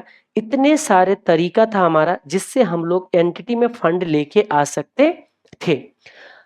अब बोलोगे इसमें स्टेज, किस स्टेज के लिए कौन सी फंडिंग है? याद रखना ये जो इनोवेटिव वे है ना, इसमें कोई स्टेज नहीं देखा जाता है, कोई स्टेज नहीं देखते। किसी भी स्टेज के लिए हम किसी से पैसे ले सकते हैं। वैसे नॉर्मली हम कह सकते हैं सीड मनी आपके पर्सनल फाइनेंस होगा इसके लिए। स्टार्टअप भी नॉर्मली लोग जो होते हैं अपने ही पैसे से करते हैं। First stage, second stage, third stage जो होता है ना, ये वेंडर फाइनेंसिंग वगैरह जो होते हैं, ये आपके लास्ट स्टेज में ही जाएगा। जैसे अब आपका जब बिजनेस शुरू हो चुका है, जब एक्सपेंशन में जा रहे हो, उस स्टेज के आसपास की जो फंडिंग होगा ना, ये फैक्टरिंग वगैरह, बिजनेस चल रहा है तभी आपका रिसीवेबल को फैक्टरिंग करके दोगे। आप रिसर्च एंड डेवलपमेंट फेज में हो तो इस फंडिंग को कैसे कर लोगे, ये भी तो बात है ना। तो स्टेज तो हमारे पास बहुत सारे थे, लेकिन स्टेज वाइज फंडिंग को कैटेगराइज यहाँ पे नहीं किया गया है, किसको? इनोवेटिव वे के अंदर। होप यहां तक क्लियर होंगे। अब सोचो, मान लो जैसे आप ये क्या कहते हैं, किसी एक फ्रेंड के पास गए थे पैसे मांगने। आपको क्या लगता है, क्या आपके बिजनेस की डिटेल देने पड़ेंगे या नहीं? आप क्या करने जा रहे हो? यही तो मेरा सॉल्यूशन था कि मैं क्या क्या करने जा रहा हूं, ये सारा कुछ मुझे बताने पड़ेंगे कि नहीं, जिससे मैं फंड रेज करने जा रहा हूं। आप बोलोगे हाँ, जाना बताना पड़ेगा। तो अब देखो ये चीज कि मैं जब किसी के सामने जाऊं फंड मांगने, जैसे आप देखते हो शार्क टैंक पे, आप देखते होंगे कि जो स्टार्टअप्स जो है, वो जब शार्क के पास जाते हैं पैसे लेने, तो अपना पहले एक प्रेजेंटेशन उनके सामने रखते हैं। वो जो प्रेजेंटेशन है ना, उस प्रेजेंटेशन को आप पिच प्रेजेंटेशन बोलते हैं। क्या बोलते हैं उसको? Pitch presentation. क्योंकि एक तो सिंपल सी बात है, देखो जी मेरे पास जो ये जो सॉल्यूशन मैं निकाल रहा हूँ, मैं किसी के पास भी फंड रेज करने जाऊंगा तो मैं अपना आइडिया पूरे के पूरे एक प्लान उसके सामने रखूंगा या नहीं रखूंगा? रखूंगा। तो अब आप मुझे बताइए, ये जो सामने वाले को प्रेजेंट करना, अपने जो पूरे के पूरे बिजनेस का जो पूरे के पूरे ओवरव्यू रखना, ये क्या कहलाता है हमारे लिए? Pitch presentation. अब पिच प्रेजेंटेशन में सोचो, आप किसी को भी जाओगे फंड रेज करने के लिए, तो सबसे पहले उनको क्या बताओगे? सोच के देखो आप अपने पर्सनल इंट्रोडक्शन दोगे कि नहीं दोगे? तो सबसे पहले पर्सनल इंट्रोडक्शन दो कि आप हो कौन, और यहाँ पे इस फील्ड में, क्योंकि जिसको आप पैसे मांग रहे हो उनको भरोसा होना चाहिए ना कि आप उस फील्ड के जानकार हो। तो सबसे पहले आपको इंट्रोडक्शन देना होता है। किसका इंट्रोडक्शन दोगे? अपना इंट्रोडक्शन दीजिए। और आपको मैं बता दूं, टीम को भी इंट्रोड्यूस करना पड़ेगा, क्योंकि अल्टीमेटली वो पैसे सिर्फ आप में नहीं लगा रहे, जो पैसे आपको दे रहे हैं वो टीम में भी पैसे लगा रहे हैं। एक चीज याद रखना, तो टीम को भी जानना चाहेगा। और उतना ही नहीं, आपको ये भी बताना पड़ेगा कि हमारा क्या प्रॉब्लम था और हमने उसका क्या सॉल्यूशन निकाला है। याद रखना ये चार चीज तो बहुत मेजर है। सबसे पहले हम बताते हैं कि हम कौन है। देखो हमारे साथ जुड़े हुए लोग कौन है, फिर सामने वाले को सबसे पहले बताना होता है, देखो स्टार्टअप स्टार्ट ही कहाँ से हुई थी, प्रॉब्लम से, जिसकी सॉल्यूशन ढूंढा था आपने, है ना। जिसने प्रॉब्लम का सॉल्यूशन ढूंढा है वही स्टार्टअप जो है ना सक्सेस हुई, याद रखना। इसका मतलब हम बोलते हैं कि देखो ये प्रॉब्लम मुझे नजर आए थे, मैंने इस तरीके से इसके सॉल्यूशन पे जो है ना मैंने काम किया। ओके, अब मुझे बताइए प्रॉब्लम सॉल्यूशन बता देने के बाद अब आपको ये भी बताना पड़ेगा कि अब आप आगे क्या प्लान कर रहे हो, है ना। आपने कैसे मार्केटिंग किया, आप कैसे प्रोडक्ट को मार्केट में लोगों तक पहुंचाए हो, आपकी मार्केटिंग स्ट्रेटजी हो गई या प्रोडक्ट की जो आपकी एक प्रोजेक्शन है फ्यूचर के लिए, वो आपको लोगों के साथ, आपकी जो बिजनेस मॉडल है वो आपको लोगों के साथ क्या करना पड़ेगा, बताने पड़ेंगे, आपके सारे के सारे फ्यूचर प्लान उसके सामने रख देने होंगे। तो देखिए ये सारा चीज आपको आता है किसमें, बताइए, पिच प्रेजेंटेशन में। पिच प्रेजेंटेशन में क्या क्या चीजें देखिए, वो सबसे पहले कह रहे कि आपको सबसे पहले अपना, आपको इंट्रोड्यूस करिए, योरसेल्फ, आप अपने आप को सबसे पहले इंट्रोड्यूस करिए। आपको अपने टीम को भी इंट्रोड्यूस करना है, आपको एक प्रॉब्लम क्या क्या फेस किया, प्रॉब्लम को बताने हैं और इसकी सॉल्यूशन को बताने। अब आप अपना मार्केटिंग और सेल्स कैसे करते हो ये बताना है आपको, क्या बताना है बताइए, आपको मार्केटिंग कैसे करते हो और आप अपने सेल कैसे करते हो, ठीक है ना। मार्केटिंग और सेल बताना पड़ेगा, इतना ही नहीं, आपको कुछ फ्यूचर की प्रोजेक्शन भी उनके सामने रखने पड़ेंगे कि हम फ्यूचर में क्या सोचते हैं। फिर देखते होंगे कि जो सार्क वहां पे बैठे हुए जो इससे आप फंड लेने गए हो, वो फिर आपसे पूछता है, अच्छा जी इतने सारा कंपटीटर है, आप उससे compete कैसे करोगे, आपके प्रोडक्ट में क्या ऐसा नया चीज है जो लोगों के में नहीं है, आप क्यों आगे बढ़ोगे, आपके जो प्रोडक्ट है कोई और कॉपी क्यों नहीं कर लेगा, आपके पास इसका क्या प्रूफ है, मतलब क्या इंटेलेक्चुअल प्रॉपर्टी है, ये सारा चीज पूछते हैं। तो वही कह रहे हैं कि देखो हमें एक प्रोजेक्शन देनी है और हमें कंपटीशन की बात करनी है, बिजनेस मॉडल देनी है, और हम लोग कहाँ कहाँ से कैसे कैसे फाइनेंस फंड रेज करना चाह रहे हैं, कितना, वो सारा चीज आपको बताना होगा। ठीक है, तो आप मुझे बताइए क्या क्या चीज हो गया, आपको एक फ्यूचर का प्रोजेक्शन, एक कौन कौन हो गया बताइए, कंपटीशन को कैसे हैंडल कर रहे हो, ठीक है, और फिर उसके बाद आपका क्या गया बताइए, आपके जो बिजनेस का मॉडल है वो कैसे रहेंगे, आपकी अपने बिजनेस मॉडल कैसे है, और आप फंडिंग कैसे करना चाह रहे हो, उन चीजों को आपको देखना है। और एक लास्ट हो गया आपके लिए, क्या बताइए, फंडिंग। इतने सारे चीज आपको पिच प्रेजेंटेशन में होना चाहिए। आप अगर और भी कुछ लिख के दोगे तो देखो एक चीज और याद रखना, मैं हमेशा कहता हूँ थ्योरी के जो आंसर है उसमें एक चीज हमेशा याद रखना, पॉइंट्स तो हमेशा इंस्टीट्यूट का ही देना, अंदर की जो कंटेंट है समझ के जो मर्जी लिख दो, एक बार रीड कर लो और कंटेंट जो भी रख दो, लेकिन याद रखना पॉइंट आपका वही होना चाहिए जो इंस्टीट्यूट ने लिख के दे रखा है, उस पॉइंट में अप डाउन नहीं करना, नहीं तो मार्क्स आपके कट हो जाएंगे। होप यहाँ तक पिच प्रेजेंटेशन भी समझ आ गए। ये जो इतने सारे पॉइंट्स को कवर करके जो एक प्रेजेंटेशन देने जाओगे, तो आपको क्या लगता है प्रेजेंटेशन ऑनलाइन देना होता है या प्रेजेंटेशन जब फिजिकली हम किससे मिलते हैं, जैसे इसीलिए बहुत बढ़िया एग्जांपल मैं बार बार कहता हूँ कि शार्क टैंक पे जा रहे हो, तो आप मुझे बताइए शार्क टैंक पे आप जो प्रोग्राम देखते हो, तो जो इतने सारे तरीके थे हमारे फंड करने के, उसमें से वो कौन सी पार्टी है जो हमारे को फंड दे रहा है, मुझे बताइए इसमें से कौन सी वाले, इसमें से एक भी नहीं है आपका जिसको हम वो प्रेजेंटेशन देने जा रहे हैं। यानी कि ये पिच प्रेजेंटेशन किसको देना पड़ेगा, नॉर्मली जो आपको प्रेजेंटेशन देना है वैसे लोगों के पास जो हमारे को ज्यादा पैसे दे रहा है, वो उस तरीके के फंड जो देने वाले ना, दो लोग हो सकता है, एक तो एंजल इन्वेस्टर हो सकता है जिसको पिच प्रेजेंटेशन देने पड़ेंगे, और एक है वेंचर कैपिटल फंड। जैसे म्यूचुअल फंड सुना होगा, रिटेलर छोटे छोटे इन्वेस्टर से फंड इकट्ठा करता है और स्टॉक मार्केट में लगाता है, वैसे ही इन्वेस्टर से छोटे छोटे फंड इकट्ठा करके अगर स्टार्टअप में पैसे डाले, तो वो जो एंटिटी है ना, उसको हम लोग बोलते हैं क्या बताइए, वेंचर कैपिटल फंड। यानी कि स्टार्टअप में पैसे लगाने वाले एक फंड, एक कंपनी जो कि इन्वेस्टर से छोटे छोटे पैसे उठाते और वो लगाते, तो वो हो जाएगा हमारे लिए वेंचर कैपिटल फंड। जैसे म्यूचुअल फंड होता है वैसे हमारे लिए कौन बन गया बताइए, वेंचर कैपिटल फंड। ये जो वेंचर कैपिटल फंड है ना, ये छोटे छोटे पब्लिक से फंड रेज करता है। अब ये जो पब्लिक है ना, या तो इंडिया में हो सकता है और या तो ये पब्लिक बाहर का भी हो सकता है जो स्टार्टअप में पैसे लगाए। अब आप मान लीजिए हमारे एक स्टार्टअप है, मान लीजिए मेरा एक स्टार्टअप, मैंने जो भी करने जा रहा हूँ, मेरे स्टार्टअप में कोई पैसे लगाने चाह रहा है, बाहर के बंदे मुझे पैसे लगाना चाह रहा है मेरे में, तो वो कैसे लगाएगा, तो वो जैसे म्यूचुअल फंड के थ्रू लगाते हैं ना, वैसे वेंचर कैपिटल फंड के थ्रू लगाएगा। याद रखना, भूलना मत, वेंचर कैपिटल फंड, फंड के थ्रू लगाएगा। वो एक तरीके से एक पूल्ड असेट्स क्रिएट करते हैं, इन्वेस्टर से फंड उठाते हैं और फिर वो क्या करते हैं, हमें पैसे देगा। कहाँ देगा, हमारे को यहाँ पे पैसे देगा। ठीक है, तो देखिए ये जो मोड ऑफ फाइनेंस है, मोड ऑफ फाइनेंस में 3 मोड में रखा गया है। आप लोग देखते होंगे कि अच्छा पेमेंट का क्या मोड है, जैसे कोई सामान खरीदने जाते हो, पेमेंट करना है, कहते अच्छा किस क्या मोड ऑफ पेमेंट क्या रहेगा, कैश, यूपीआई या कार्ड, यही 3 मोड है। लेकिन वे बहुत सारे पेमेंट करने की, अब यूपीआई में फोन पे से कर रहे हो, पेटीएम से कर रहे हो, गूगल पे कर रहे हो या कुछ और पे कर रहे हो, यानी कि इसका मतलब ये हो गया कि यूपीआई एक तरीके से कैटेगरी हो गया, उसके अंदर बहुत सारे वो है। तो वैसे ही ये ना बहुत सारे तरीका था फंड रेज करने का, इसने क्या करा, एक मोड बना दिया, एक कैटेगरी बना दिया, ऐसे समझ जाओ।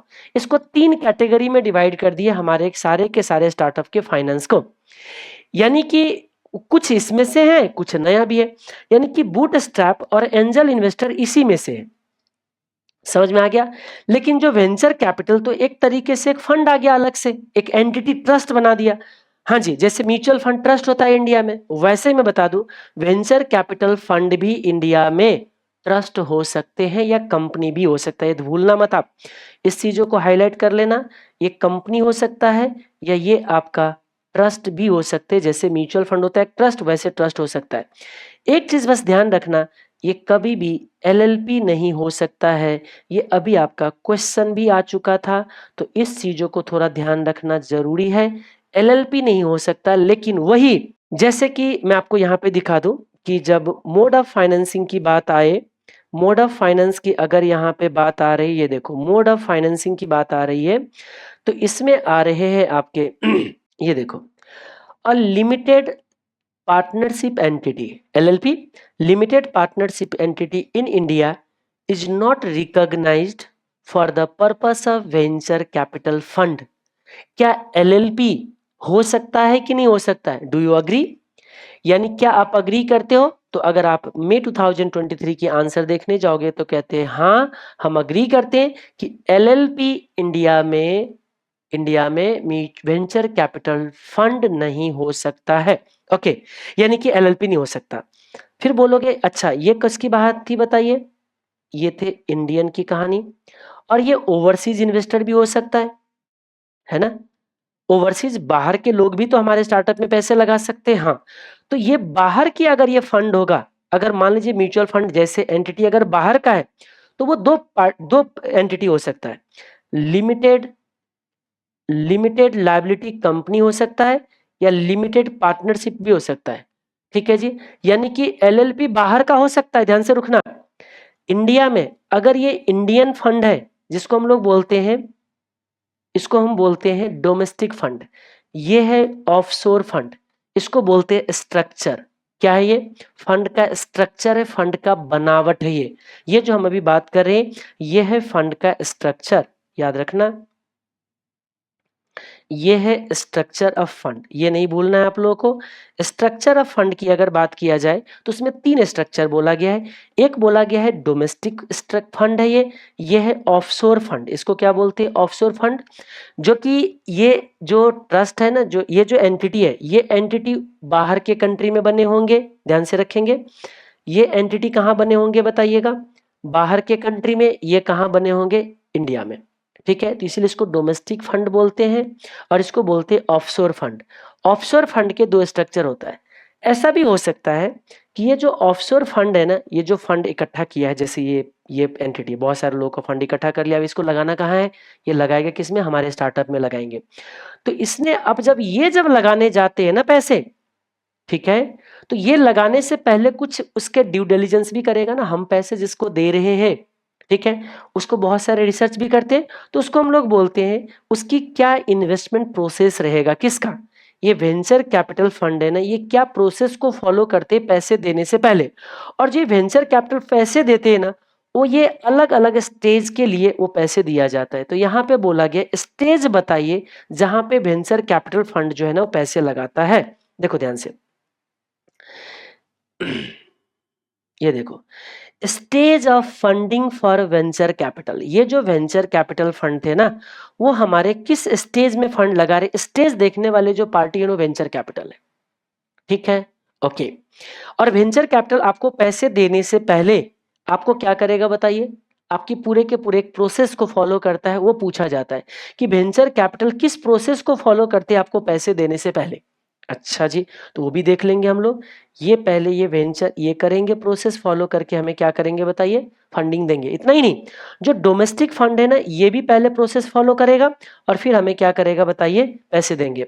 तो ये जो है ना, ये डोमेस्टिक फंड था, याद रखना, ये स्ट्रक्चर है। आप देखो यहाँ पे structure of venture capital fund, domestic fund और एक कौन है बताइए, ऑफशोर फंड, है ना।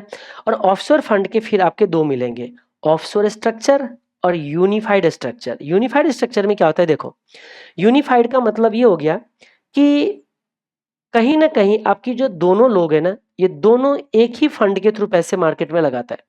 तो कैसे लगाएगा, अगर यही जो बाहर के है, ये कहाँ है बताइए, दूसरे कंट्री में बैठे हुए हैं। ये हमारे अपने कंट्री में इंडिया का है। एक काम कर सकता हूँ, मैं एक काम करता हूँ, यहाँ पे लिख देता हूँ, ये कहाँ पे है, ये ना आपका इन इंडिया में रजिस्टर्ड हो रहे हैं, ठीक है जी। और ये कहाँ हो रहा है बताइए, ये है आपका इन फॉरेन। याद रखना, फॉरेन कंट्री में अगर वो फंड है तो लिमिटेड लायबिलिटी कंपनी या पार्टनरशिप भी हो सकता है। इंडिया में पार्टनरशिप नहीं हो सकता है, एलएलपी नहीं हो सकता है, कंपनी होगा या ट्रस्ट होगा। अब मान लीजिए इस फंड ने पैसे किसको दे दिया, यूनिफाइड के अंदर, ये पैसे इसको देता है और ये उधर चला जाएगा, तो ये बन जाएगा यूनिफाइड स्ट्रक्चर बनेगा, याद रखना। ठीक है, क्या बनेगा, यूनिफाइड स्ट्रक्चर, ढांचा, बनावट। ये जो म्यूचुअल वेंचर कैपिटल फंड है ना, ये कैसे बनेगा, एक सेकंड, ये किस तरीके से बनेंगे हम उसकी बात कर रहे हैं, है ना। तो मैं कह रही कि देखो, एक तो डोमेस्टिक फंड हो सकता है, डोमेस्टिक फंड। अगर बाहर वाले फंड अगर हमारे ट्रस्ट को पैसे दे दे तो ये बन जाएगा आपका क्या बताइए, यूनिफाइड स्ट्रक्चर। और ये जो है आपका ऑफशोर स्ट्रक्चर बोलते हैं, इसको क्या बोलते हैं, ऑफशोर स्ट्रक्चर। होप आपको याद रह जाएंगे, ठीक है। तो चलिए, यानी कि आपकी जो वेंचर कैपिटल के स्ट्रक्चर है उसमें आपका इंडियन होगा, बाहर वाले होंगे, बाहर वाले तो ऑफशोर फंड है, ऑफशोर फंड का दो बन जाता है, यूनिफाइड स्ट्रक्चर या फिर आपको ऑफशोर स्ट्रक्चर दो बन जाता है। और ये दोनों जो है पैसे कहाँ, ये पहले कुछ प्रोसेस को फॉलो करते, देन आपको क्या करते, फंडिंग करके देता है। ओके, चलो अब एक काम करते, मोड ऑफ फाइनेंसिंग में आते, बूट स्ट्रैपिंग में। बूट स्ट्रैपिंग का मतलब क्या होता है, बाहर वाले के पैसे नहीं लेना, अपने पैसे से काम करना, बूट स्ट्रैपिंग। आप जाइएगा शार्क टैंक पे देखोगे, कभी कभी कहते हैं अच्छा फंड रेज किया है, कहते नहीं हम बूट स्ट्रैप्ड है। क्या मतलब हो गया, भाई हमने बाहर वाले से पैसे नहीं लिया, हमने अपने पैसे लगाए हैं। बूट स्ट्रैप क्या हो गया, अपना फंड लगाना, है ना। ठीक है, आपको पता है जो ट्रेड क्रेडिट है ना, वो भी माना गया है कि बाहर वाले का पैसे नहीं लिया है, ट्रेड क्रेडिट। अच्छा, ये जो है ना हमारा ट्रेड क्रेडिट जो है ना, यानी कि हमने उधार लिया, वो भी हमारे लिए अपना ही, मतलब हमने किसी बाहर वाले से फंड नहीं रेज किया है। और उतना ही नहीं, जो हम लोग फैक्टर जो अपॉइंट कर रहे हैं ना, फैक्टरिंग जो हम कर रहे हैं, वो भी कहीं ना कहीं हमारे अपने ही पैसे। ये देखो मैं आपको बता दूं, बूट स्ट्रैप पे चलते हैं एक मिनट के लिए। अब इसमें जो है ना, मोड ऑफ फाइनेंसिंग के अंदर बूट स्ट्रैप में बोला कि बूट स्ट्रैपिंग व्हेन द और सी attempt to fund and build a company from personal finance. याद रखना, पर्सनल फाइनेंस से जो अगर आप बिजनेस चलाते हो या फिर आपकी जो ऑपरेटिंग रेवेन्यू जनरेट हो रहा है उससे अगर आप काम करते हो तो बूटस्ट्रैपिंग है। तो फिर आपके दिमाग में ये आएगा कि ये क्या है, फिर ट्रेड क्रेडिट या फिर ये जो फैक्टरिंग करने की बात जो हो रही थी, है ना, ये फिर क्या है आपका, ये बूटस्ट्रैप कैसे हो गया, तो बाहर वाले का फंड हो गया। यहाँ पे ना बूटस्ट्रैप के अंदर बोला गया कि देखो, आप अपने जेब से लगा लिया या कुछ मान लीजिए बुक्स बनाना था, किसी से उधार ले लिया, तो एक तरीके से किसी से पैसे मांगने नहीं गए, कहीं ना कहीं बूट स्ट्रैप का ही एक मेथड है। तो इसको हम ये कह सकते हैं कि सम ऑफ द बूट स्ट्रैप्स, इसको ऐसे बोल सकते हैं, सम ऑफ द मेथड, कुछ मेथड है ये इंस्टीट्यूट ने लिख रखा है, स्टडी मैट में आप जाके चेक करोगे तो देखो बूट स्ट्रैप के अंदर बोला है, some of the method by which startup firm can bootstrap. किस मेथड से बूटस्ट्रैप कर सकते हो? तो सम ऑफ द मेथड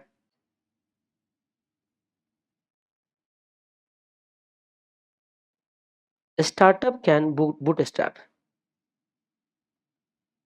ठीक है, ये आपका कुछ मेथड है, हो सकता है इसी पे आपको कुछ क्वेश्चन पूछ के दे दे। तो बोला गया है कि उधार ले लो लोगों से, या आपने उधार बेचा है ना, वो किसी को बोलो कलेक्शन कर लेना, वो पैसे ले लेना, तो कहते हो आपके ही पैसे। मान लीजिए मैंने किसी को उधार बेचा हुआ है और वो कलेक्शन आना है, रिसीवेबल बाकी है, तो मैं किसी एक एंटिटी को अपॉइंट करता हूँ, बोलता हूँ आप कलेक्शन कर लेना, मुझे आज पैसे दे, तो वही तो फैक्टर है। तो जो फैक्टरिंग है वो भी तो कहीं ना कहीं आपके लिए बूटस्ट्रैप ही तो है। तो देखो इसमें से, ये देखो ये जो पर्सनल फाइनेंस था ये भी कहीं ना कहीं बूटस्ट्रैप था। वेंडर से जो फाइनेंस करना है ना, वो भी बूटस्ट्रैप का ही एक वो पार्ट था। और फैक्टरिंग अकाउंट रिसीवेबल, क्योंकि यही तो है ना, वेंडर फाइनेंस ही तो ट्रेड क्रेडिट है ना, और क्या है? और ये जो फैक्टरिंग है वो भी आपके बूटस्ट्रैप की ही पार्ट, उस कैटेगरी में आ गए। आप बोलोगे हाँ, और उतना ही नहीं, कहते एक काम करो, मान लीजिए कोई मशीन बनाना है, मशीन बनाओ, किसी मशीन की जरूरत था खरीदने के लिए, एक काम करो ना, वो चीज लीज पे ही ले लो, अगर लीज पॉसिबल है तो बोला है कि लीज भी एक तरीके से आपके लिए क्या है बताइए, लीज पे भी ले सकते हो। तो ये कहीं ना कहीं ट्रेड क्रेडिट, इंस्टीट्यूट की बुक में आ गया, मैं इधर आ जाओ, ट्रेड क्रेडिट, फैक्टरिंग और जो लीजिंग है ना, वो आपके लिए कहीं ना कहीं बूटस्ट्रैप का मेथड ये बन जाता है। ये मोड ऑफ फाइनेंस है, याद रखना, ये है मोड ऑफ द फाइनेंस, ये है वेज, अलग अलग तरीका। ठीक है, यूपीआई याद नहीं आए तो याद रख लेना, mode of the payment, cash payment, UPI या फिर हमारा क्रेडिट कार्ड। अब कार्ड एक मोड हो गया, कार्ड के अंदर बहुत सारे वे हैं, आईसीआईसीआई का कार्ड, एक्सिस का कार्ड, एचडीएफसी का कार्ड, बहुत सारे। तो वही कहते हैं कि ये है अपना पैसा बूटस्ट्रैपिंग। अब अपने पैसे के अंदर एक तो पर्सनल और प्रॉफिट तो हो ही गया, दूसरा कहते हैं हम किसी से उधार लेके भी कर रहे हैं ना, तो एक तरीके से फंडिंग हमने किसी दूसरे का थोड़ा ना लिया है, हमने उसका सामान लिया, वो हम उसको पेमेंट कर देंगे। फैक्टरिंग, भाई हमारे पैसे रिसीवेबल था, वो हमने किसी को बोला कि तू कलेक्शन कर लेना, हम आज उनसे ले लिए, वो भी हमारे लिए हो गया। और लीजिंग, अगर मैंने मशीन किसी का लीज पे ले लिया, तो आप मुझे बताइए हम एक तरीके से क्या करें, फंडिंग तो हमारे लिए हो गई क्योंकि मशीन खरीदना नहीं पड़ा, लेकिन उसको भी बूटस्ट्रैप के अंदर ही रखा गया है। एक होता है एंजल इन्वेस्टर। एंजल इन्वेस्टर कौन होता है? ये होता है फरिश्ता, एंजल, फरिश्ता। फरिश्ता आपके लिए, जैसे आप देखते हो कोई स्टार्टअप करने जा रहे हो, मान लीजिए मैं ये आइडिया मेरे पास आया, और इस आइडिया को मटेरियलाइज करने के लिए, मान लीजिए मेरे पास पैसे नहीं होता, मेरे कोई फैमिली फ्रेंड में कोई रिलेटिव्स है, उन्होंने बोला कि चलो ठीक है मैं तुम्हें इसके लिए फंडिंग कर देता हूँ, लेकिन याद रखना उनके जो मुझे फंडिंग कर रहा है उसका मेन ऑब्जेक्टिव क्या है, क्या मेरे से ज्यादा पैसे कमाने के लिए वो मेरे को पैसे दे रहे हैं या मुझे हेल्प करने के लिए? अगर हेल्प करने के लिए कोई मुझे फंडिंग करके देता है तो वो मेरे लिए एंजल इन्वेस्टर होंगे। याद रखना, इसमें से जो आपकी इनोवेटिव वे था, इसमें ये आपके लिए खास करके जो पैसे दे रहे हैं ना आपको, ये फैमिली एंड फ्रेंड बोल सकते हो, ये जो आपका दे रहा है ना, ये जो मैंने अभी येलो लगाया वही आपके लिए एंजल इन्वेस्टर है, एक तरीके से याद रखना। और बाकी ये जो 3 महीने अभी बोला था ये कहीं ना कहीं बूटस्ट्रैप था। ठीक है, और बाकी जो फंडिंग है वो तो अलग अलग प्लेटफॉर्म है, उसमें तो हम किसी को कैटेगराइज नहीं कर सकते। तो ये आपके लिए क्या था बताइए, एंजल इन्वेस्टर। आप इसको रीड कर लीजिएगा, एंजल इन्वेस्टर कौन एक्सप्लेन करना है। ये कह रहा है कि देखिए angel investor more favourable terms and favourable terms देता है कंपेयर टू अदर लेंडर, दूसरे लोग जो आपको पैसे देंगे उससे ज्यादा फेवरेबल टर्म्स देंगे। Angel investor typically use their own money unlike venture capital. अच्छा, वेंचर कैपिटल में ये थोड़ा सा बोला है कि वेंचर कैपिटल पब्लिक के पैसे इकट्ठा करता है, पूल्ड मनी को लगाते हैं, वही कह रहे हैं ना, venture capital who take care of the pooled money, इकट्ठा करो और तब लगाओ जो वेंचर कैपिटल, जबकि एंजल इन्वेस्टर जो होते हैं ना वो खास करके अपने पैसे लगाते हैं। और इसमें एक और भी चीज है, possible profit. Angel investors are focused on helping startups, ध्यान से रखना ना, ये मेन लाइन लिख के देना, हेल्पिंग स्टार्टअप, ये चीजों के लिए एंजल इन्वेस्टर पैसे लगाते हैं। अब आपने देख लिया कि पैसे देने वाले कौन सब लोग हैं। एक तो बड़ा पार्टी आ गया वेंचर कैपिटल, जो कि एक तरीके से म्यूचुअल फंड जैसा ही पार्टी है, जो इकट्ठा करते बहुत सारे लोगों के पैसे और वो स्टार्टअप में पैसे लगाता है। आप मुझे बताइए इसमें से, कह सकते हैं कि 3 मोड हो गया हमारे लिए, इसमें से शार्क टैंक पे जो आने वाले जो शार्क है, वो किस कैटेगरी में फॉल कर रहा है? क्या वो वेंचर कैपिटल के नाम पे फॉर्म में आपको पैसे दे रहे हैं?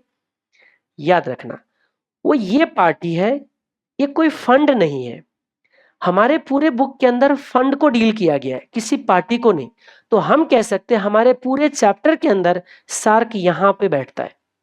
जो शार्क है आपका यहाँ बैठते हैं और इसके बिना हेल्प का वो डायरेक्टली आपको पैसे देता है। सिंपल, इतना ही डिफरेंस है। वो इंडिविजुअली अपने लेवल पे आपके पिच प्रेजेंटेशन सुनता है, वो अपने लेवल पे एनालाइज करते हैं और स्टार्टअप में कहीं ना कहीं वो पैसे लगाते हैं। लेकिन जितने भी शार्क जो यहाँ बैठे हुए हैं ना, वो आपको सिर्फ इस स्टेज पे पैसे लगाते हैं, थर्ड एंड फोर्थ स्टेप में, जब आप पैसे प्रॉफिटेबल हो चुके हो।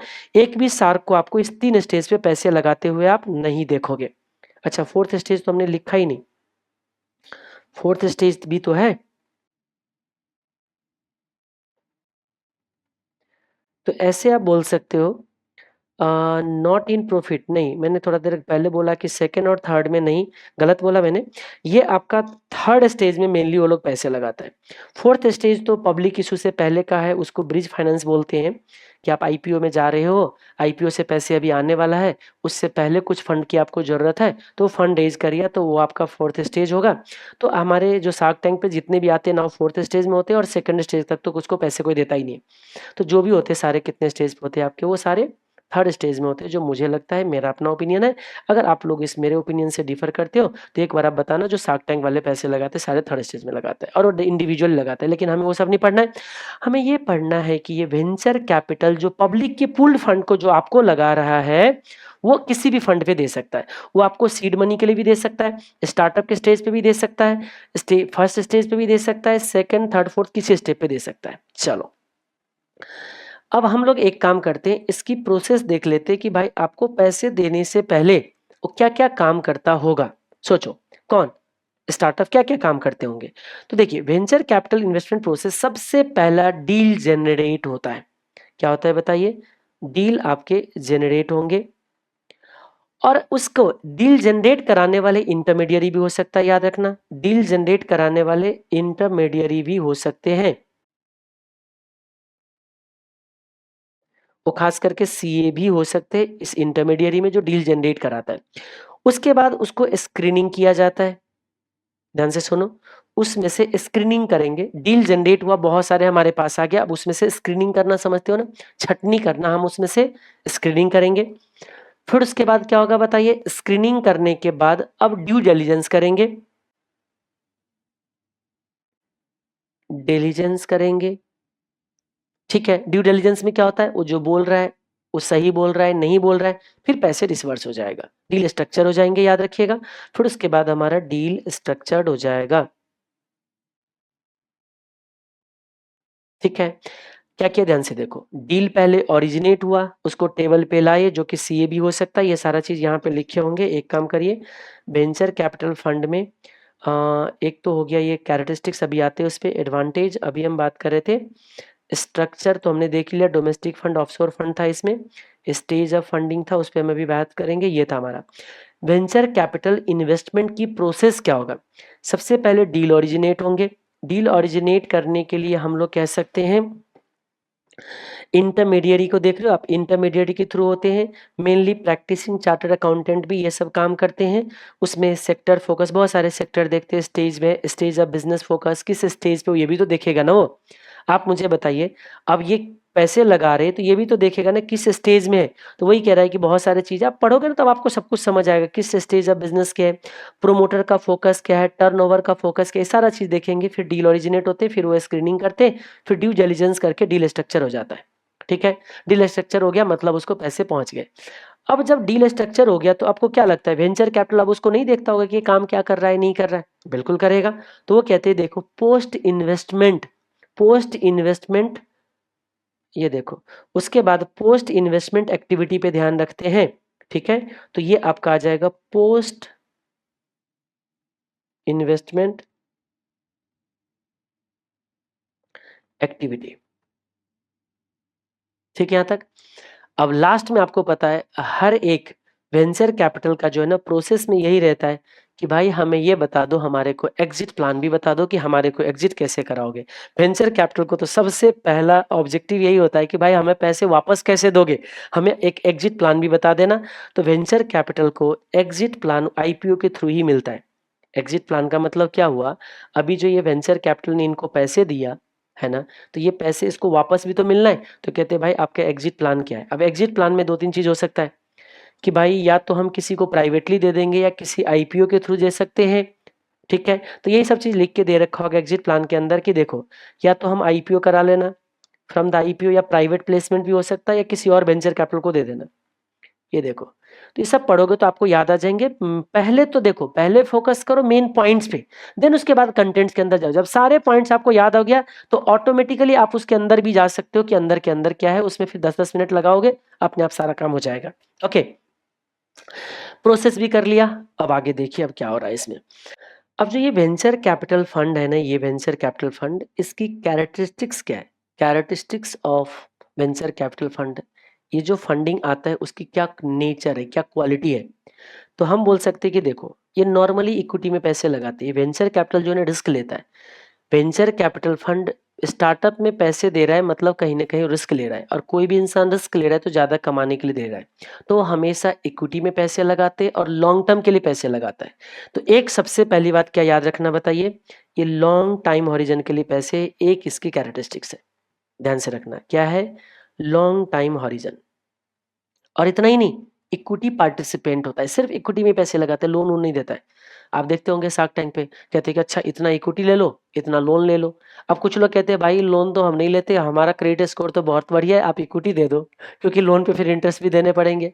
तो यहाँ पे वेंचर कैपिटलिस्ट नॉर्मली जो पैसे लगाते हैं, नॉर्मली इक्विटी पार्टिसिपेंट बनना चाहते हैं क्योंकि रिस्क लेना चाहता है ना। तो एक क्या इसका बताइए, ये है आपका इक्विटी पार्टिसिपेंट, ठीक है, ये इसका एक कैरेक्टरिस्टिक्स हो गया। अब आप मुझे बताइए, इक्विटी पार्टिसिपेंट है तो हाई रिस्क भी तो है ना इसके अंदर, ये भी तो एक नेचर है ना वेंचर कैपिटल की, जो हाई रिस्क लेने की कोशिश कर रही है।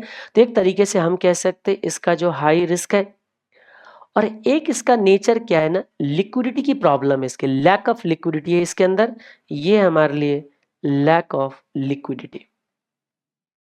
तो होप ये जो 4 पॉइंट है ये आपका कैरेक्टरिस्टिक्स आ गया। ध्यान से रखना, मेरे पास ये लिख के भी मैं ला सकता था सारे पॉइंट, लेकिन लिखे हुए पे थोड़ा-सा कंसंट्रेशन कम बनता है, जो मुझे लगता है थोड़ा टाइम तो बचते, लेकिन थोड़ा-सा एफिशिएंसी रिड्यूस होता है, इसीलिए मैं जानबूझ के आपके सामने लिख रहा हूँ। और एक चीज़ बता रहा हूँ, मैं लिख रहा हूँ तो कहीं न कहीं मुझे भी और लॉन्ग परमानेंट मेमोरी में मेरे पास भी जा रहा है ये सारा चीज़। ठीक है, तो आइए आप भी कोशिश करना कि ये सारा चीज़ लिख लोगे नहीं, एक बार पॉइंट लिख के रिवीजन करोगे तो ज़्यादा बेटर है। बहुत सारे बच्चों को देखता हूँ थियरी पढ़ते रहते, सिर्फ याद करते रहते, घूम रहा है, ज़ोर-ज़ोर से रट्टा लगा रहा है, ज़ोर-ज़ोर से आवाज़ निकाल के पढ़ने से। देखो इस तरीके से तो नहीं पढ़ना चाहिए, चाहे वो थियरी चाहे वो न्यूमेरिकल हो, जो मेरा अपना मानना है। आपको हमेशा रजिस्टर पे लिख के पढ़ना चाहिए। आप लिखो, इसका हेडिंग लिखो, इसका क्या कहते हैं, characteristics of venture capital fund, क्या कैरेक्टरिस्टिक्स हो सकता है, वेंचर कैपिटल क्या प्रोसेस फॉलो करता है, वेंचर कैपिटल क्या स्ट्रक्चर होता है। एक बार जब लिखोगे, जैसे अभी मैं ये चार्ट बना लूंगा ना, इस चार्ट को बनने के बाद मुझे कहीं से कोई कुछ भी पूछेंगे तो एकदम से याद हो जाएगा। समझ में आ गया। और एक चीज और याद रखना, चार्ट जब हम बना रहे थे तो उस टाइम मुझे बहुत सारी चीज़ सोचना भी पड़ा कि मैं किसको कहाँ प्लेस करूँ, क्या करूँ? तो कंसंट्रेशन ना फुल्ली बनता है। इसलिए मैं भी कहता हूँ आप लोग भी जब थ्योरी करते हो, तो कोशिश करो इस तरीके से एक समराइज़ नोट्स बनाओ आप, ताकि वो आपको क्या हो जाए, याद हो जाए। बस 2-3 टॉपिक रह गए, उसके बाद खत्म हो जाएँगे। पूरे के पूरे चैप्टर 14 पेज हम लोग कवर कर लेंगे। हेडिंग सारा याद हो गया, उसके बाद आपको क्या करना है, सिर्फ़ उसके कंटेंट को 1-2 बार रीड करना है, अपने आप आ जाएगा। एक और भी चीज़ है, जब आप इस तरीके से किसी चीजों को लिंक करके समझ के जब पढ़ते हो तो फायदा क्या होता है पता है, इसके अंदर के कंटेंट भी अच्छे से आप लिख पाते हो, ये भी फायदा होता है। बट बिना किसी सर पैर का अगर सीधा इसकी हेडिंग वाइज रट्टा लगा रहे होते तो इधर से इधर मिक्स हो रहा था, इधर से इधर मिक्स हो रहा था, पता भी नहीं चल रहा था। मेरा अपना ओपिनियन है, ठीक है। अगर डिसएग्री करते हो तो डिसएग्री करने का राइट है आपके पास, और बोलने का राइट भी मेरे पास। ठीक है, चलिए आगे बढ़ते हैं हम लोग। लैक ऑफ लिक्विडिटी, चलिए एक बार वेरीफाई करा देते हैं। ये देखिए क्या था हमारा, एंजल इन्वेस्टर्स कैसे डिफर करता है वेंचर कैपिटलिस्ट से, तो बता सकते हो आप लोग। Venture capital pool of fund लाता है, वो अपना पैसे लगाता है, ये हेल्प करने के मूड से लगाता है, ये रिस्क लेने के मूड से लगाता है। ठीक है, वेंचर कैपिटल अलग अलग स्टेज में पैसे लगाता है, लेकिन जो एंजल इन्वेस्टर होगा किस स्टेज पे पैसे लगाते होंगे, बता सकते हो क्या मुझे? एंजल इन्वेस्टर, तब आपको पता चल गया होगा स्टेज। एंजल इन्वेस्टर, आप मुझे बताइए, ये हेल्प करने के मूड से लगा रहा है, तो हेल्प करने वाले क्या लगता है, ये फोर्थ स्टेप और थर्ड स्टेज में पैसे लगा रहा होगा या सीड मनी या स्टार्टअप पे लगा रहा होगा? याद रखना, angel investor normally seed money या स्टार्टअप पे पैसे लगाते, ये भी लिखा हुआ है, रट्टा लगाने पड़ते हैं, लेकिन हमारा को पकड़ में नहीं आ रहा होता है। हेल्पिंग, ये देखना सीड मनी कहीं पे लिख रखा होगा, ये है एंजल इन्वेस्टर। देखिए इसमें अगर आप देखने जाते हो तो देखिए एक दो चीज तो होगा ही, ये स्टार्टिंग में इंजेक्ट करता है इसको। देखिए angel investor is also called informal investor. देखो सीड इन्वेस्टर, सीड इन्वेस्टर समझ रहे हो आप, क्योंकि वो स्टार्टिंग में पैसे लगा रहे हैं तो इसीलिए इसको सीड इन्वेस्टर भी बोलते हैं, क्योंकि ये फर्स्ट स्टेप की इन फंडिंग करते हैं। आप अब अगर आप लिखने जाओगे ना तो बहुत सारे कुछ लिख सकते हो। इनफॉर्मल इन्वेस्टर है, ऑब्जेक्टिव उसका हेल्प है, फॉर मोर फेवरेबल टर्म्स देता है। बिजनेस, ये कह रहा है कि देखिए usually invest in the entrepreneur starting the business rather than the visibility of the business, visible हो जाएगा तब नहीं। इस तरीके से तो आप देखो अब आराम से आप लिख सकते हो। ठीक है, वापस आइए, कहाँ थे हम लोग? अब आ जाते हैं advantage of bringing venture capital fund. Venture capital fund को लाने का क्या एडवांटेज हो सकता है, सोच के देखो। आप मुझे बताइए, वेंचर कैपिटल फंड, ठीक है वो तो फंड हो गए, पब्लिक के पूल किया हुआ पैसे। एक तरीके से सार्क भी तो वेंचर कैपिटलिस्ट ही तो है, इंडिविजुअल पैसे लगा रहे हो अपना, क्या पता हो सकता है वो लोगों के पैसे भी फंड इकट्ठा कर रहा हो, ये भी ना पता हो हमें। तो एक तरीके से वेंचर कैपिटलिस्ट है। वो जब पैसे लगाता है तो सोचो, मैं अपने बिजनेस में सार्क को लेके आऊं, सार्क टैंक से, तो ये सब को अगर मैं लेके आऊं तो मुझे क्या फायदा होगा? बहुत बार देखते हो वो लोग जब आते हैं ना तो अपना विजन बताते हो, सार्क पूछते भी मेरे को क्यों, मैं क्यों पैसे दूं, मेरे से क्यों पैसे लेने चाह रहे हो? तो देखना वो लोग एक चीज बताता है कि आपकी ना हेल्प चाहिए मुझे, हेल्प, यानी कि कहीं ना कहीं वेंचर कैपिटल के आने से एक हेल्प मिलेंगे, उनकी नेटवर्क बूस्ट होंगे, उनकी एक्सपीरियंस ज्यादा है, तो सबसे ज्यादा इस हेल्प को दिमाग में रख के इसको आप याद रख सकते हो। Advantage of bringing venture capital fund, एक तो सबसे पहले लॉन्ग टर्म फंड मिलता है, तो हम कह सकते हैं लॉन्ग टर्म की सॉलिड फंड मिलते हैं, लॉन्ग टर्म का सॉलिड फंड मिलेगा। पहले तो सबसे पहले ऑब्जेक्टिव तो पैसे लाना, फिर हेल्प लेना। लॉन्ग टर्म का सॉलिड कैपिटल बेस मिलता है, ध्यान से रखना, ठीक है। लॉन्ग टर्म का कैपिटल बेस, अब देखना उसकी जो एक्सपीरियंस है ना उससे मेरे को हेल्प मिलेगा, तो हम क्या कह सकते हैं बताइए? हेल्प मुझे चाहिए होगा उसके, या प्रैक्टिकल एडवाइस भी कह सकते हो।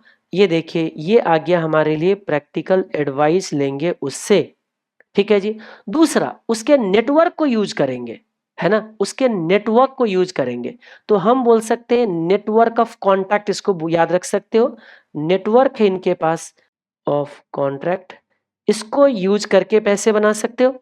और इतना ही नहीं, पहले देखो आप उनकी अपनी प्रैक्टिकल एडवाइस ले लो, उसकी नेटवर्क जो है ना उसके नेटवर्क से यूज करो, और उतना ही नहीं, हम कह सकते हैं एडिशनल फंड भी देने के लिए रेडी हो सकता है वो लोग। हमारे क्या हो जाएगा बताइए? Additional round of fund, additional round of fund भी रेज कर सकते हैं, ये भी हमारे को एक फायदा है। और दूसरा, लास्ट में जाके जब वो एग्जिट के प्लान के लिए एग्जिट जब करने जाएगा तो हमारे को आईपीओ में भी तो हेल्प करेगा ना। हाँ जी, उसके पास एक्सपीरियंस है आईपीओ लाने का, तो हमारे को हेल्प करेंगे किसमें बताइए? आईपीओ में। तो हेल्प इन आईपीओ, और आईपीओ में एक बार आ गए तो आपको तो वैसे ही वैल्यू बढ़ गया, क्योंकि आप फाउंडर हो। अगर आईपीओ में गए तो आपकी मार्केट वैल्यू पता चल गए तो आपका भी वैल्यू बढ़ गए। तो ये जो चार चीज पांच चीज है ना वो एडवांटेज है इसको उसमें लाने का। चलो देखते हैं एक बार कहाँ पे स्टार्टअप इंडिया इनिशिएटिव पे तो पहुंचते हैं हम लोग, पहले इसके लाने का एडवांटेज देख लेते हैं हम लोग कहीं पे। ये देखो वेंचर कैपिटल का एडवांटेज और कैरेक्टरिस्टिक्स। कैरेक्टरिस्टिक्स में देखो long term, lack of liquidity, high risk, equity participant, अभी शायद हमने यही लिखा था। देखो कैरेक्टरिस्टिक्स की बात करें तो देखो लॉन्ग टर्म टाइम हॉरिजन है इसका, long time horizon, lack of liquidity, हाँ जी, lack of liquidity, high risk, equity participant. ये देखो हाई रिस्क, इक्विटी पार्टिसिपेंट, हमने तो अपने हिसाब से सीरीज में याद रखा था कि देखो इसका कैरेक्टरिस्टिक्स क्या है, लॉन्ग टर्म के लिए पैसे देते, इक्विटी पार्टिसिपेंट बनता है, हाई रिस्क होता है और लिक्विडिटी की प्रॉब्लम है। लैक ऑफ लिक्विडिटी का मतलब क्या है कि जो वेंचर कैपिटल स्टार्टअप में फंड देता है ना, जब चाहो मर्जी वो पैसे नहीं निकाल सकता है उसमें से। कब? ये जो वेंचर कैपिटलिस्ट है ना, हमारे में से पैसे जब मर्जी नहीं निकाल पाएगा वो। तो जब मर्जी वो पैसे नहीं निकाल पाएगा तो इसकी ज्यादा रिस्क नजर आता है, तो ज्यादा रिस्क नजर आता है तो ज्यादा रिक्वायर्ड रिटर्न हमसे एक्सपेक्ट करता है। इसे लैक ऑफ लिक्विडिटी में इसी बात को लिख के देना है आपको कि देखिए, venture capital takes into account the liquidity factor, यानी कि वो कह रहा है कि जब वो पैसे लगाता है ना तो लिक्विडिटी फैक्टर को भी अपने अकाउंट में लेता है। They adjust this liquidity premium against the price and required return. क्योंकि लिक्विडिटी नहीं है तो उसके पास रिस्क ज्यादा है कि जब मैं चाहूंगा निकल नहीं पाऊंगा, इसीलिए लिक्विडिटी का प्रीमियम रिक्वायर्ड रिटर्न ज्यादा रखेगा तो प्राइस कम को देने की कोशिश करेगा। वैल्यूएशन पढ़े हुए हो, आराम से इस लिक्विडिटी को रिस्क आप लिंक कर सकते हो। तो मैं बार बार क्या कह रहा हूं, अगर आपको पॉइंट याद है उसके अंदर की चीज एक बार रीड करके आराम से इसको आप सॉल्व कर सकते हो। चलो कोई नहीं, वापस आते। एडवांटेज की बात हो रही थी, आइए एडवांटेज पे। एडवांटेज में देखिए, हमने बोला कि देखो लॉन्ग टर्म की सॉलिड, ये देखो long term equity finance solid capital base. Long term equity में सॉलिड कैपिटल बेस याद रखो। Venture capital in business partner sharing both risk and venture capital are rewarded with, एक चीज याद रखो, venture capitalists are rewarded with business success and capital gain. ये उनका फायदा दे रहा है, हमें कह रहा है हमारा बताओ स्टार्टअप का फायदा वेंचर कैपिटल को लाने से। Advantage of bringing venture capital, भाई ये उनका बेनिफिट दे दिया, मैं इस लाइन को इग्नोर करता, छोड़ो मुझे नहीं चाहिए। वो कह रहे कि वेंचर कैपिटल को कैपिटल गेन मिलेगा, प्रॉफिट मिलेगा, रहने दो, मैं अपना फायदा ढूंढ रहा हूँ। तो मैंने बोला कि मुझे लॉन्ग टर्म के पैसे मिल गए, मुझे उनसे प्रैक्टिकल एडवाइस मिल जाएंगे, यही मैंने बोला था अभी, उनसे प्रैक्टिकल एडवाइस मिलेंगे मुझे। Capitalist has also network of contract है उनके पास जिसको मैं यूज करके फायदे ले सकता हूँ उनका, और एडिशनल राउंड ऑफ फंडिंग भी वो मुझे दे सकता है।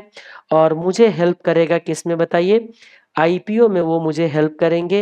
Inception of experience in the process, help करेगा मुझे किस में बताइए, आईपीओ में। होप ये भी आपका क्लियर हो गया।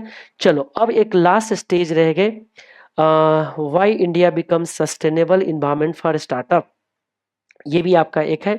और फिर उसके बाद सक्सेशन प्लान का 3 टॉपिक है, उसके बाद ये हमारा खत्म हो जाता है, सारे के सारे टॉपिक हम लोगों ने जो होगा वो कवर कर लिया होगा। ठीक है जी, चलो तो वापस आते हैं हम लोग यहाँ पे, जो why India become sustainable environment for startups, क्यों, अब सोचो क्यों इंडिया में इतने स्टार्टअप्स जो है ना उसके लिए सस्टेनेबल इन्वायरमेंट बन रहा है।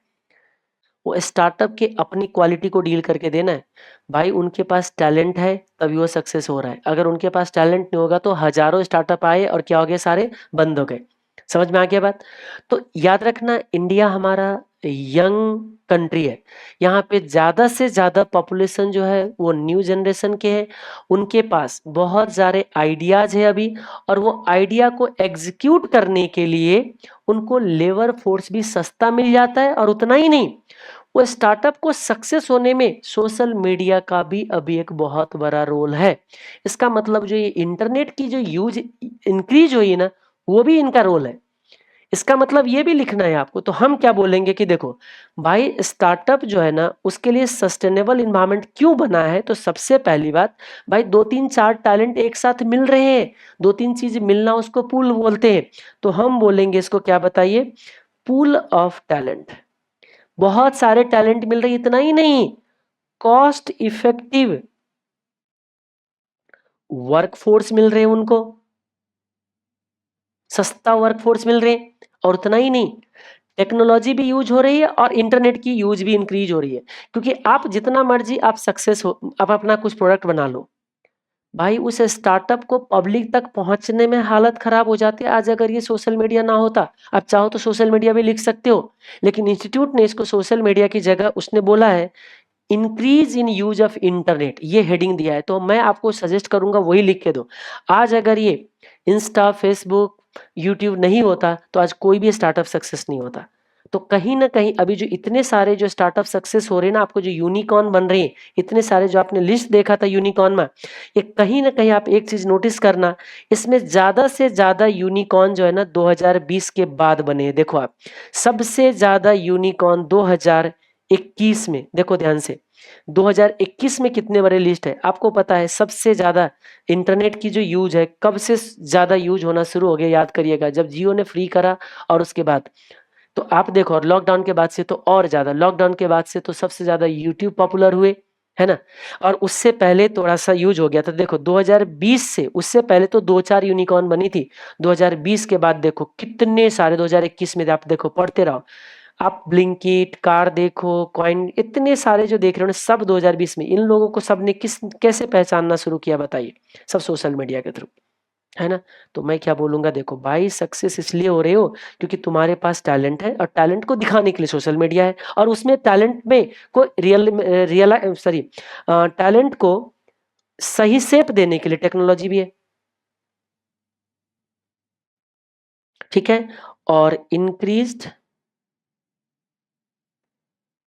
यूज़ ऑफ इंटरनेट एक तरीके से सोशल मीडिया है। याद रखना, मैंने सिंपल वही लैंग्वेज यूज़ किया है जो इंस्टीट्यूट यूज़ कर रहे हैं। सक्सेशन प्लान की तरफ है अभी नहीं। व्हाई इंडिया बिकम, ये रहा देखो, why India become such a sustainable environment for startup to thrive in, है ना?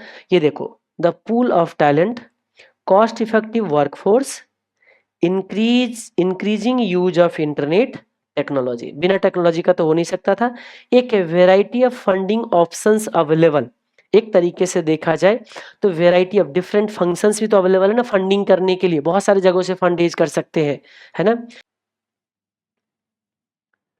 Variety of funding options, variety of funding options available है, जिसकी वजह से ये क्या होता है बताइए, सक्सेस हो रहा है। अब उसके अंदर तो आप आराम से लिख सकते हो। अब इसमें आपका 3 रहता है जो सक्सेशन प्लान से रिलेटेड, 3 जो इसमें कॉन्सेप्ट डील किया है इंस्टीट्यूट ने, ये तीनों आपका नया है। ये तीनों को ज़रूर पढ़ के जाना है एग्ज़ाम में, क्योंकि हो सकता है यहाँ से आपको क्या हो जाए, एग्ज़ाम में क्वेश्चन दिख जाए तो ऐसा ना हो कि आपको लगे कि अरे ये तो हम पढ़े ही नहीं, पढ़ के आना चाहिए था, गलती से हमने क्या कर लिया बताइए, मिस कर दिया। तो ऐसा ना हो जाए, इसीलिए आपको ज़रूर एक बार पढ़ के जाना चाहिए, जो मुझे लगता है। बाकी आप अपना देख लीजिएगा। सक्सेशन प्लान, इसका 3 चीज़ है। भाई सक्सेशन प्लान क्यों, कैसे इसको लगाएं, और क्या चैलेंजेस फेस करोगे? सक्सेशन प्लान क्या हुआ भाई, हम फाउंडर अगर ना रहे तो उसके बाद कौन, मतलब उस बिजनेस को कौन कैरी ऑन करेगा, आगे कौन लेके जाएगा? सक्सेशन प्लान भी पहले से रेडी होना जरूरी होना चाहिए। आज अगर केजरीवाल का सक्सेशन प्लान रेडी होते तो उतना प्रॉब्लम फेस नहीं भी करता हो, तो या हो सकता है उसने सक्सेशन प्लान पहले से रेडी करके रखा हो, उनको पता था कि मैं जेल जाने वाला हूँ, हमें नहीं पता। क्योंकि अगर वो जेल से, अगर आज वो सरकार चला रहे तो हम कह सकते उसने कहीं ना कहीं अपना सक्सेशन प्लान को रेडी रखा होगा शायद, कि अच्छा मैं जेल जाऊंगा तो इसको मैं ये काम दूंगा, इसको ये काम दूंगा, ये काम वो करेगा, वो काम करेगा, सारे लीडर को पहले से रखा हुआ है। तो मुझे बताइए क्यों, उनको क्यों जरूरत पड़ा? क्योंकि अगर मेन लीडर अगर क्विट करता है, ध्यान से रखना, जो लीडर है, अगर लीडर क्विट करेगा,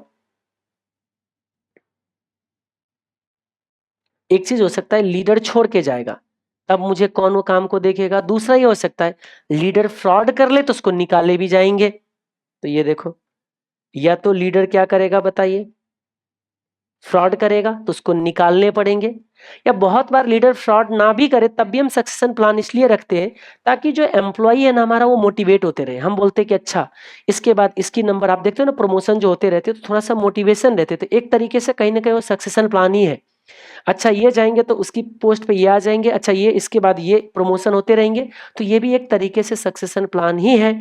तो हम कह सकते हैं, इसको कैसे लिखा जाए, चलो ये देखिए, मैं 1 मिनट के लिए सक्सेशन प्लान पे अगर आपको पहुंच के दिखा दूं, यही होगा सक्सेशन प्लान आई थिंक। ये देखो, why there is successful plan. तो देखो, इसमें अगर कोई लीडर, इसका जो नाम दिया गया, नाम को भी हम लोग याद रख लेंगे। ये देखो, लीडर अगर छोड़ के चला जाए तो क्या होगा, मैं तो ऐसे याद रखता हूँ, लीडर छोड़ के चला जाए या लीडर फ्रॉड कर ले।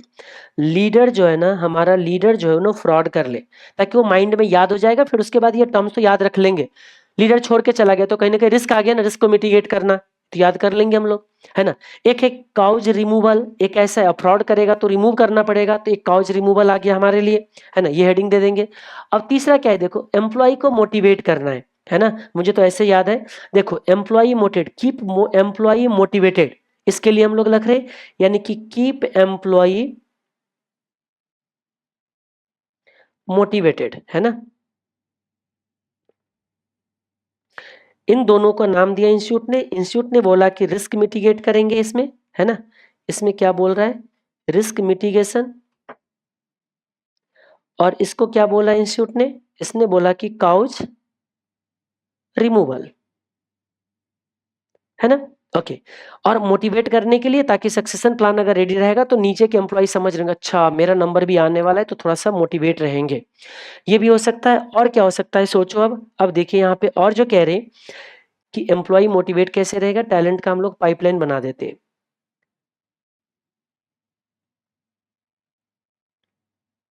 अच्छा जी।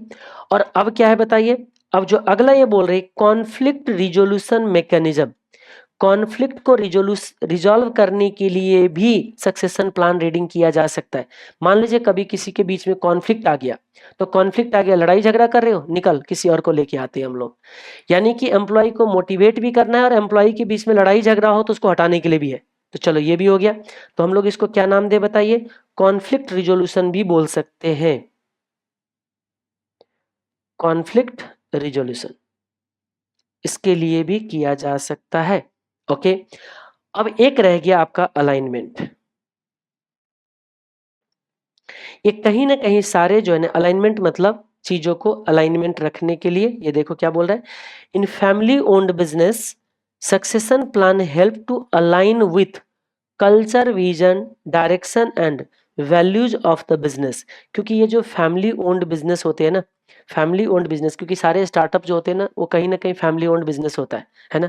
तो फैमिली ओन्ड बिजनेस जो है ना, ये उस कल्चर के साथ अलाइन नहीं कर पाता है। ठीक है, जो कॉर्पोरेट कल्चर है, तो कहते हैं कि मान लीजिए फैमिली ओन्ड बिजनेस है, हमने एक किसी लीडर को बोला कि आप ये करो। जैसे देखते हो कि किसी सीईओ को अपॉइंट कर दिया, किसी एक बड़े को अपॉइंट कर दिया, तो वो कंपनी की कल्चर को जानता है, वो इन्वायरमेंट की कल्चर जानते हैं। तो वो कह रहे हैं कि अलाइन करना है उस कल्चर के साथ, तो उसके अलाइनमेंट के नाम भी याद रखना, अलाइनमेंट विद कल्चर। जो फैमिली ओन्ड बिजनेस है ना, ये जो है ना, फैमिली ओन्ड बिजनेस जो है,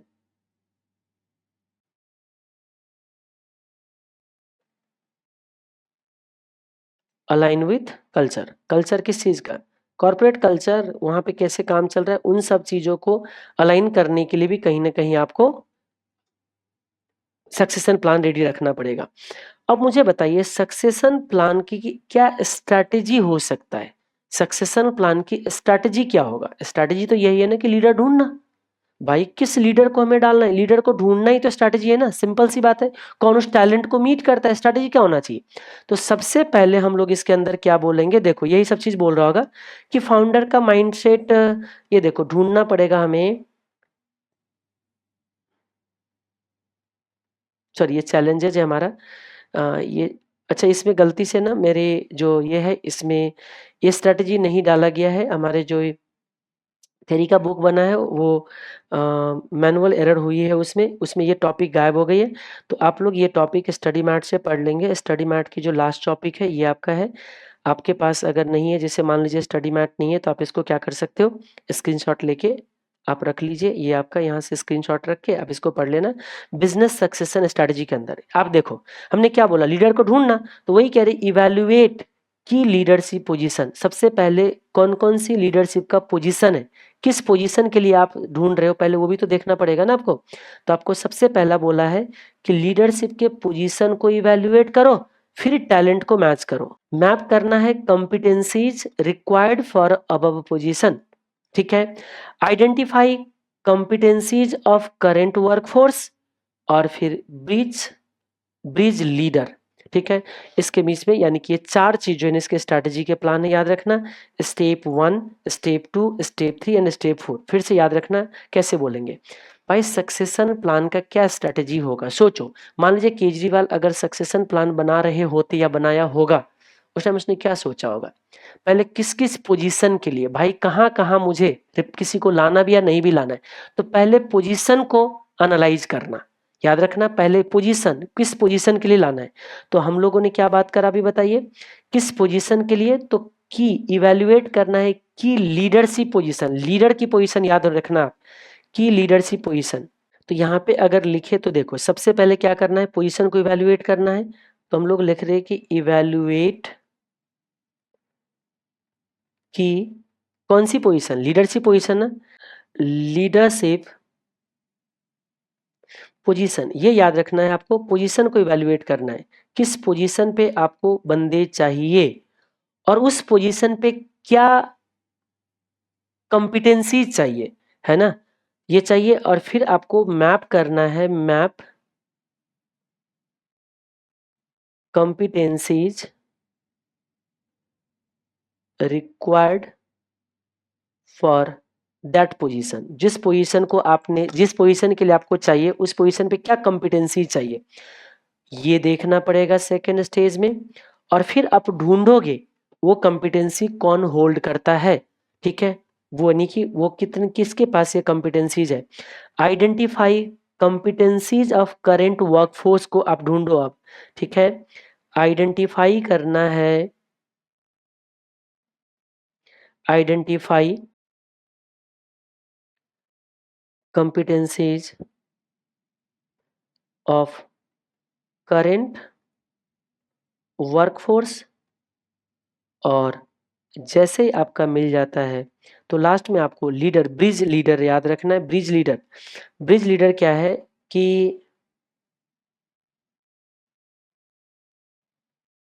क्योंकि जितने भी स्टार्टअप होते हैं ना, ब्रिज का मतलब तो आप समझते होंगे, ब्रिज फाइनेंस भी बहुत बार पढ़ा होगा आपने। ब्रिज फाइनेंस जो देखो दो किनारों को मिलवाते हैं उसको हम लोग क्या बोलते हैं बताइए? ब्रिज बोलते हैं। तो दो किनारे, एक तरफ है फैमिली प्रोमोटेड बिजनेस और एक तरफ है इसका कंपनी की कल्चर।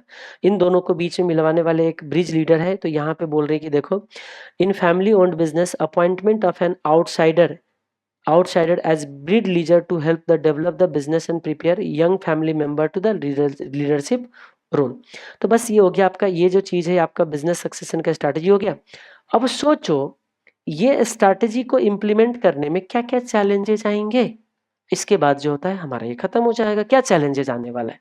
अब एक चीज सोचो, सक्सेशन प्लान, एक नया नया बिजनेस स्टार्ट किया है, हमारे पास आइडिया है और अभी ये छोटा सा बच्चा है, न्यू बॉर्न बेबी है हमारे बिजनेस, और न्यू बॉर्न बेबी अभी बड़ा हुआ नहीं और हम ये किसी को हैंड ओवर करने की बात करें, हम किसी को सक्सेशन देने की बात करें, बहुत अर्ली स्टेज में, प्री मच्योर्ड है, अभी सोचने लायक भी नहीं कि हम क्या करेंगे। पहले हम तो अभी आईडी बिजनेस का फॉर्म भी नहीं दे पाए, है ना? तो इसका मतलब क्या हो गया? सिंपल सी एक चीज बोल सकते हैं, प्री मैच्योर्ड है, बहुत अर्ली स्टेज में। ये एक सबसे बड़ा चैलेंज है। दूसरा, भाई स्टार्टअप को फंडिंग कौन कर रहा है? वेंचर कैपिटल या फिर एंजल इन्वेस्टर या फिर कोई और भी आपने जो इनोवेटिव वे देखा था। आपको मैं बता दूं, फाउंडर अगर किसी सक्सेशन प्लान के अंदर किसी और लीडर को डाल भी दे तो लोग जानता किसको है, भरोसा किसको करता है? तो इसका मतलब फाउंडर ही इसका मेन फेस होता है। इसीलिए सक्सेशन प्लान के अंदर किसी को डाल भी देंगे ना तो कोई फायदा होने वाला नहीं, फंड देने वाला फंड भी नहीं देगा। तो इसका मतलब आप देखते होंगे आज तक नॉर्मली जितने भी शार्क टैंक पे जाते हैं ना, फाउंडर सीधा खुद पहुंचते हैं वहां पे, क्योंकि स्टार्टअप भाई तुम नहीं कर रहे तो तुम आओ ना, किसी देख रहे हो किसी एम्प्लॉय को भेजते हुए? नॉर्मली एक दो पिच में ही कोई दूसरे आया होगा, अदरवाइज सारे के सारे फाउंडर वहां पे अवेलेबल होता है। तो founder is the face of the startup, इसीलिए वो फेस है, इसीलिए सक्सेशन प्लान बहुत बड़ा चैलेंज है इसके लिए। और बहुत जल्दी है सक्सेशन उस प्लान के लिए किसी को लीडर को अपॉइंट करना। दूसरा ये हो गया। और तीसरा हम इसको ये कह सकते हैं कि जो फाउंडर की माइंडसेट है और जो लीडर को मैं सक्सेशन में डालूंगा उसकी माइंडसेट अलग होगा। तीन चैलेंजेस इसका, ठीक है? तो बस खत्म। चैलेंज है क्या? देखिए, फाउंडर माइंडसेट में भी, इसको बाद में लिखना, फाउंडर आर द फेस, पहला पॉइंट में ये लिखो, founder are the face of the startup, pre matured pre mature for startups to implement business succession. ये प्री मच्योर्ड है अभी ये। चलो ये लिख देता हूं, ये 3 पॉइंट। ये देखो, सबसे पहले जो फाउंडर है ना, founder is face of startup, ध्यान से रखना।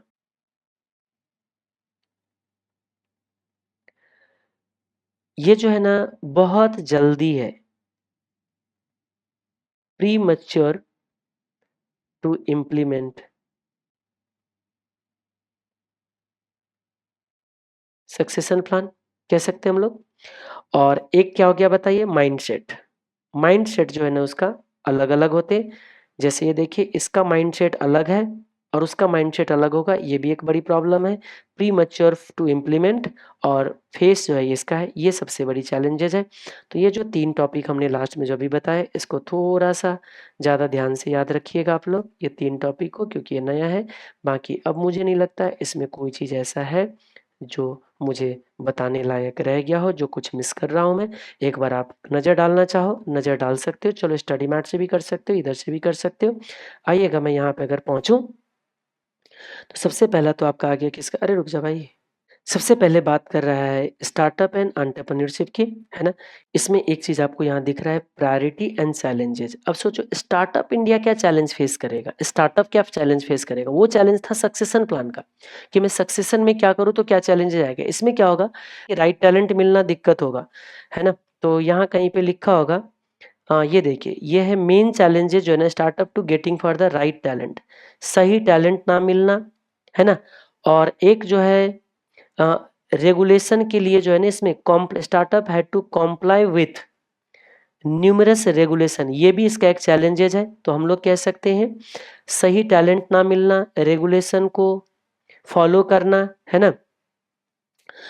It deals with further delaying the chances of break even. हाँ जी, ब्रेक इवन में बहुत ज़्यादा डिले हो जाता है, प्रॉफिट तक आ नहीं पाते, और इसीलिए क्या हो जाता है, ये सारे जो है इसका मेन चैलेंजेस है, याद रखना आप। और बाकी जो है प्रायोरिटी है, प्रायोरिटी क्या होता है स्टार्टअप का, कि वो कहीं ना कहीं एम्प्लॉयमेंट जनरेट करे। इन सारे चीज़ों का जो है ना इसका प्रायोरिटी है, सेल्फ एम्प्लॉयमेंट इसका मेन होता है, इनकरेज करना इसका प्रायोरिटी है। और छोटे छोटे जो है ना वो फॉर्म वगैरह एग्जिस्टेंस में आ जाए, ये चीज़ है। तो प्रायोरिटी और बाकी मैंने स्टार्टअप में और आपको एंटरप्रेन्योरशिप में डिफरेंस बता ही दिया था। इनोवेटिव आइडिया हो ही गया आपका, है ना? फिर उसके बाद आपका इनोवेटिव आइडिया में 8-9 था। फिर हमने पिच प्रेजेंटेशन में क्या-क्या चीज़ कवर होना चाहिए, इसको हमने देख लिया, है ना? फिर कॉन्सेप्ट ऑफ यूनिकॉर्न बता ही दिए थे। यूनिकॉर्न में आपका बहुत सारे नाम मैंने बताया था। इनमोबी, उड़ान, ये है आपका फास्टेस्ट, ये है फर्स्ट।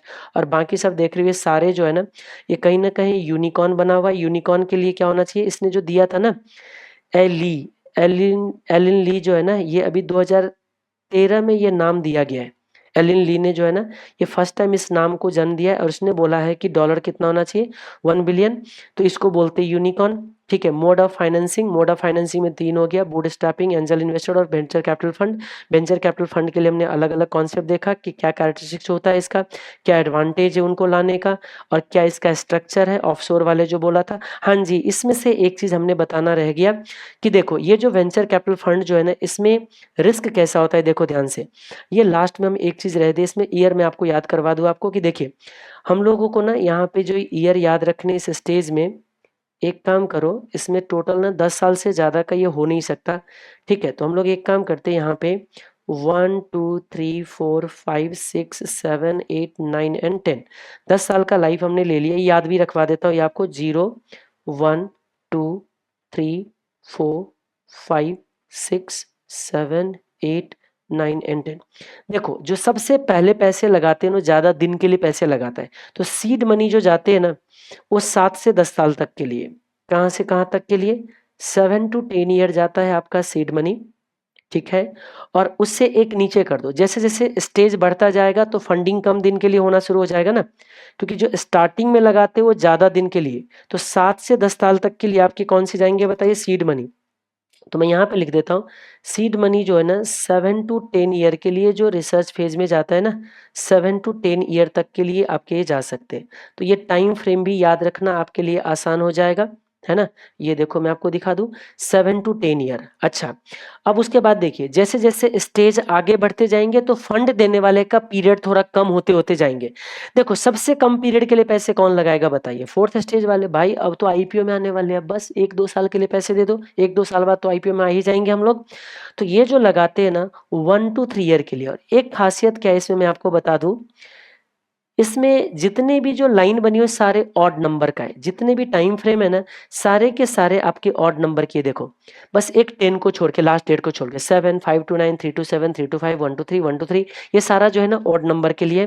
सॉरी हाँ, तो अब इस केस में देखो 1 टू 3 में 2 स्टेज आता है। देखो जो लास्ट स्टेज में पैसे लगा रहे हो ना, कम दिन के लिए देता है, तो 1 टू 3, और अगला स्टेज भी जो है ना 1 टू 3 के लिए, ठीक है? तो मैं आपको बता दूं, नीचे से 2 जो है ना 1 टू 3 के लिए, ध्यान से रखना, ये भी आपका 1 टू 3 ईयर के लिए पैसे फंडिंग जाते हैं। अच्छा मैंने इधर लिख दिया। हाँ, ये फंडिंग की बात हो रही है, याद रखना ये जो फंड देता है ना कितने पीरियड के लिए, वो ये वाले फंड है ये। ये मत सोचना कि ये इतने साल के लिए नो नो, स्टेज नहीं होता है, ये फंडिंग का पीरियड है। ये कौन कितने दिन के लिए फंडिंग देता है वो बात हो रही है यहाँ पे। अच्छा तो 2 याद हो गया आपके लिए। अच्छा, अब देखो इसमें क्या करना है, जो 7 टू 10 से थोड़ा सा नीचे कर दो, एक नीचे कर दो ऑड नंबर इधर, एक ऑड नंबर इधर कर दो, आपका 5 पे चला गया नीचे। तो देखो 5 टू 9 आ जाएगा इसमें, इसमें कितना से आएगा 5 टू 9 ईयर, मैंने तो ऐसे याद रखा है, अब आप लोग देख लो, है ना। और अब दो और रह गए ना, तो एक में है आपका 3 से 5 और एक में है 5 से 7, ठीक है। एक होगा 3 से 5, एक है 5 से 7, 3 से 5, अच्छा 3 से 7 है, ओके ओके ओके। 3 टू 5 है ना, एक ये आ जाता है, और एक जो है ना 3 टू 7 जाता है हमारा, ऐसे, ठीक है। एक हमारा ये बन जाता है, एक नीचे आ गया, उससे भी नीचे करना 7 टू, अच्छा 7 से नीचे आपका आ गया 5, तो 5 से लेके 3 तक का है, और एक है आपका 3 टू लेके कहाँ तक बताइए 7। इस तरीके से आप क्या कर सकते हो, इसको मार्क कर सकते हो। ये है आपका, देखो एक से शुरू हुई थी, 3 टू 5 जाएगा ये, और ये जाएगा 3 टू 7 ईयर, ठीक है। 3 टू 5 ऐसे कर लो ना, जैसे वैसे याद रख सकते हो।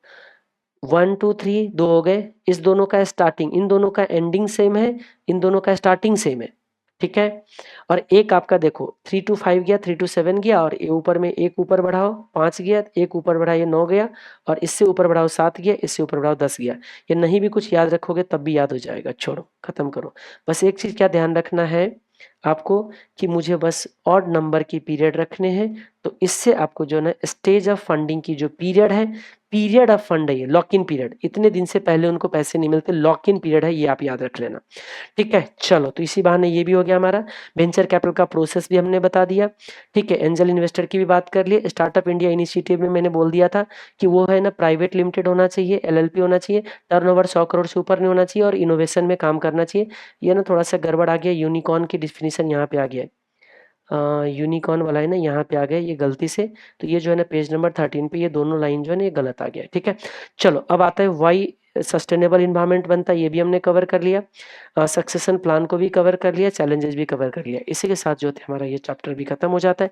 मैं इसके एक एमसीक्यू बढ़िया से एक प्लान देता हूँ, क्योंकि जो आरटीपी में एमसीक्यू आया हुआ है जो सिक्योरिटाइजेशन का, वैसे एमसीक्यू इसमें भी एक बनाया जा सकता है, तो मैं कोशिश कर रहा हूँ कि एक एमसीक्यू बना के ये भी मैं आप लोगों तक प्रोवाइड करा दूंगा, ताकि आपके सारे के सारे एक बार में क्या हो जाए ये रिवाइज हो जाए। अगर आपको वीडियो पसंद आया हो तो जरूर किया करो, देखो थोड़ा सा मोटिवेशन नहीं मिलता है कि अरे बच्चे को शायद पसंद नहीं आता है, और जब बच्चे को पसंद नहीं आता है तो इतना मेहनत क्या करना है। आपको होप आप लोग को पता चल रहा होगा कि इसको करने के लिए कितना मुझे मेहनत करने पड़े होंगे। तो अगर आपको लगता है कि हाँ मेहनत हो रखी है, तो इतना तो मोटिवेशन बनती है, ठीक है। चलो, wish you all the best.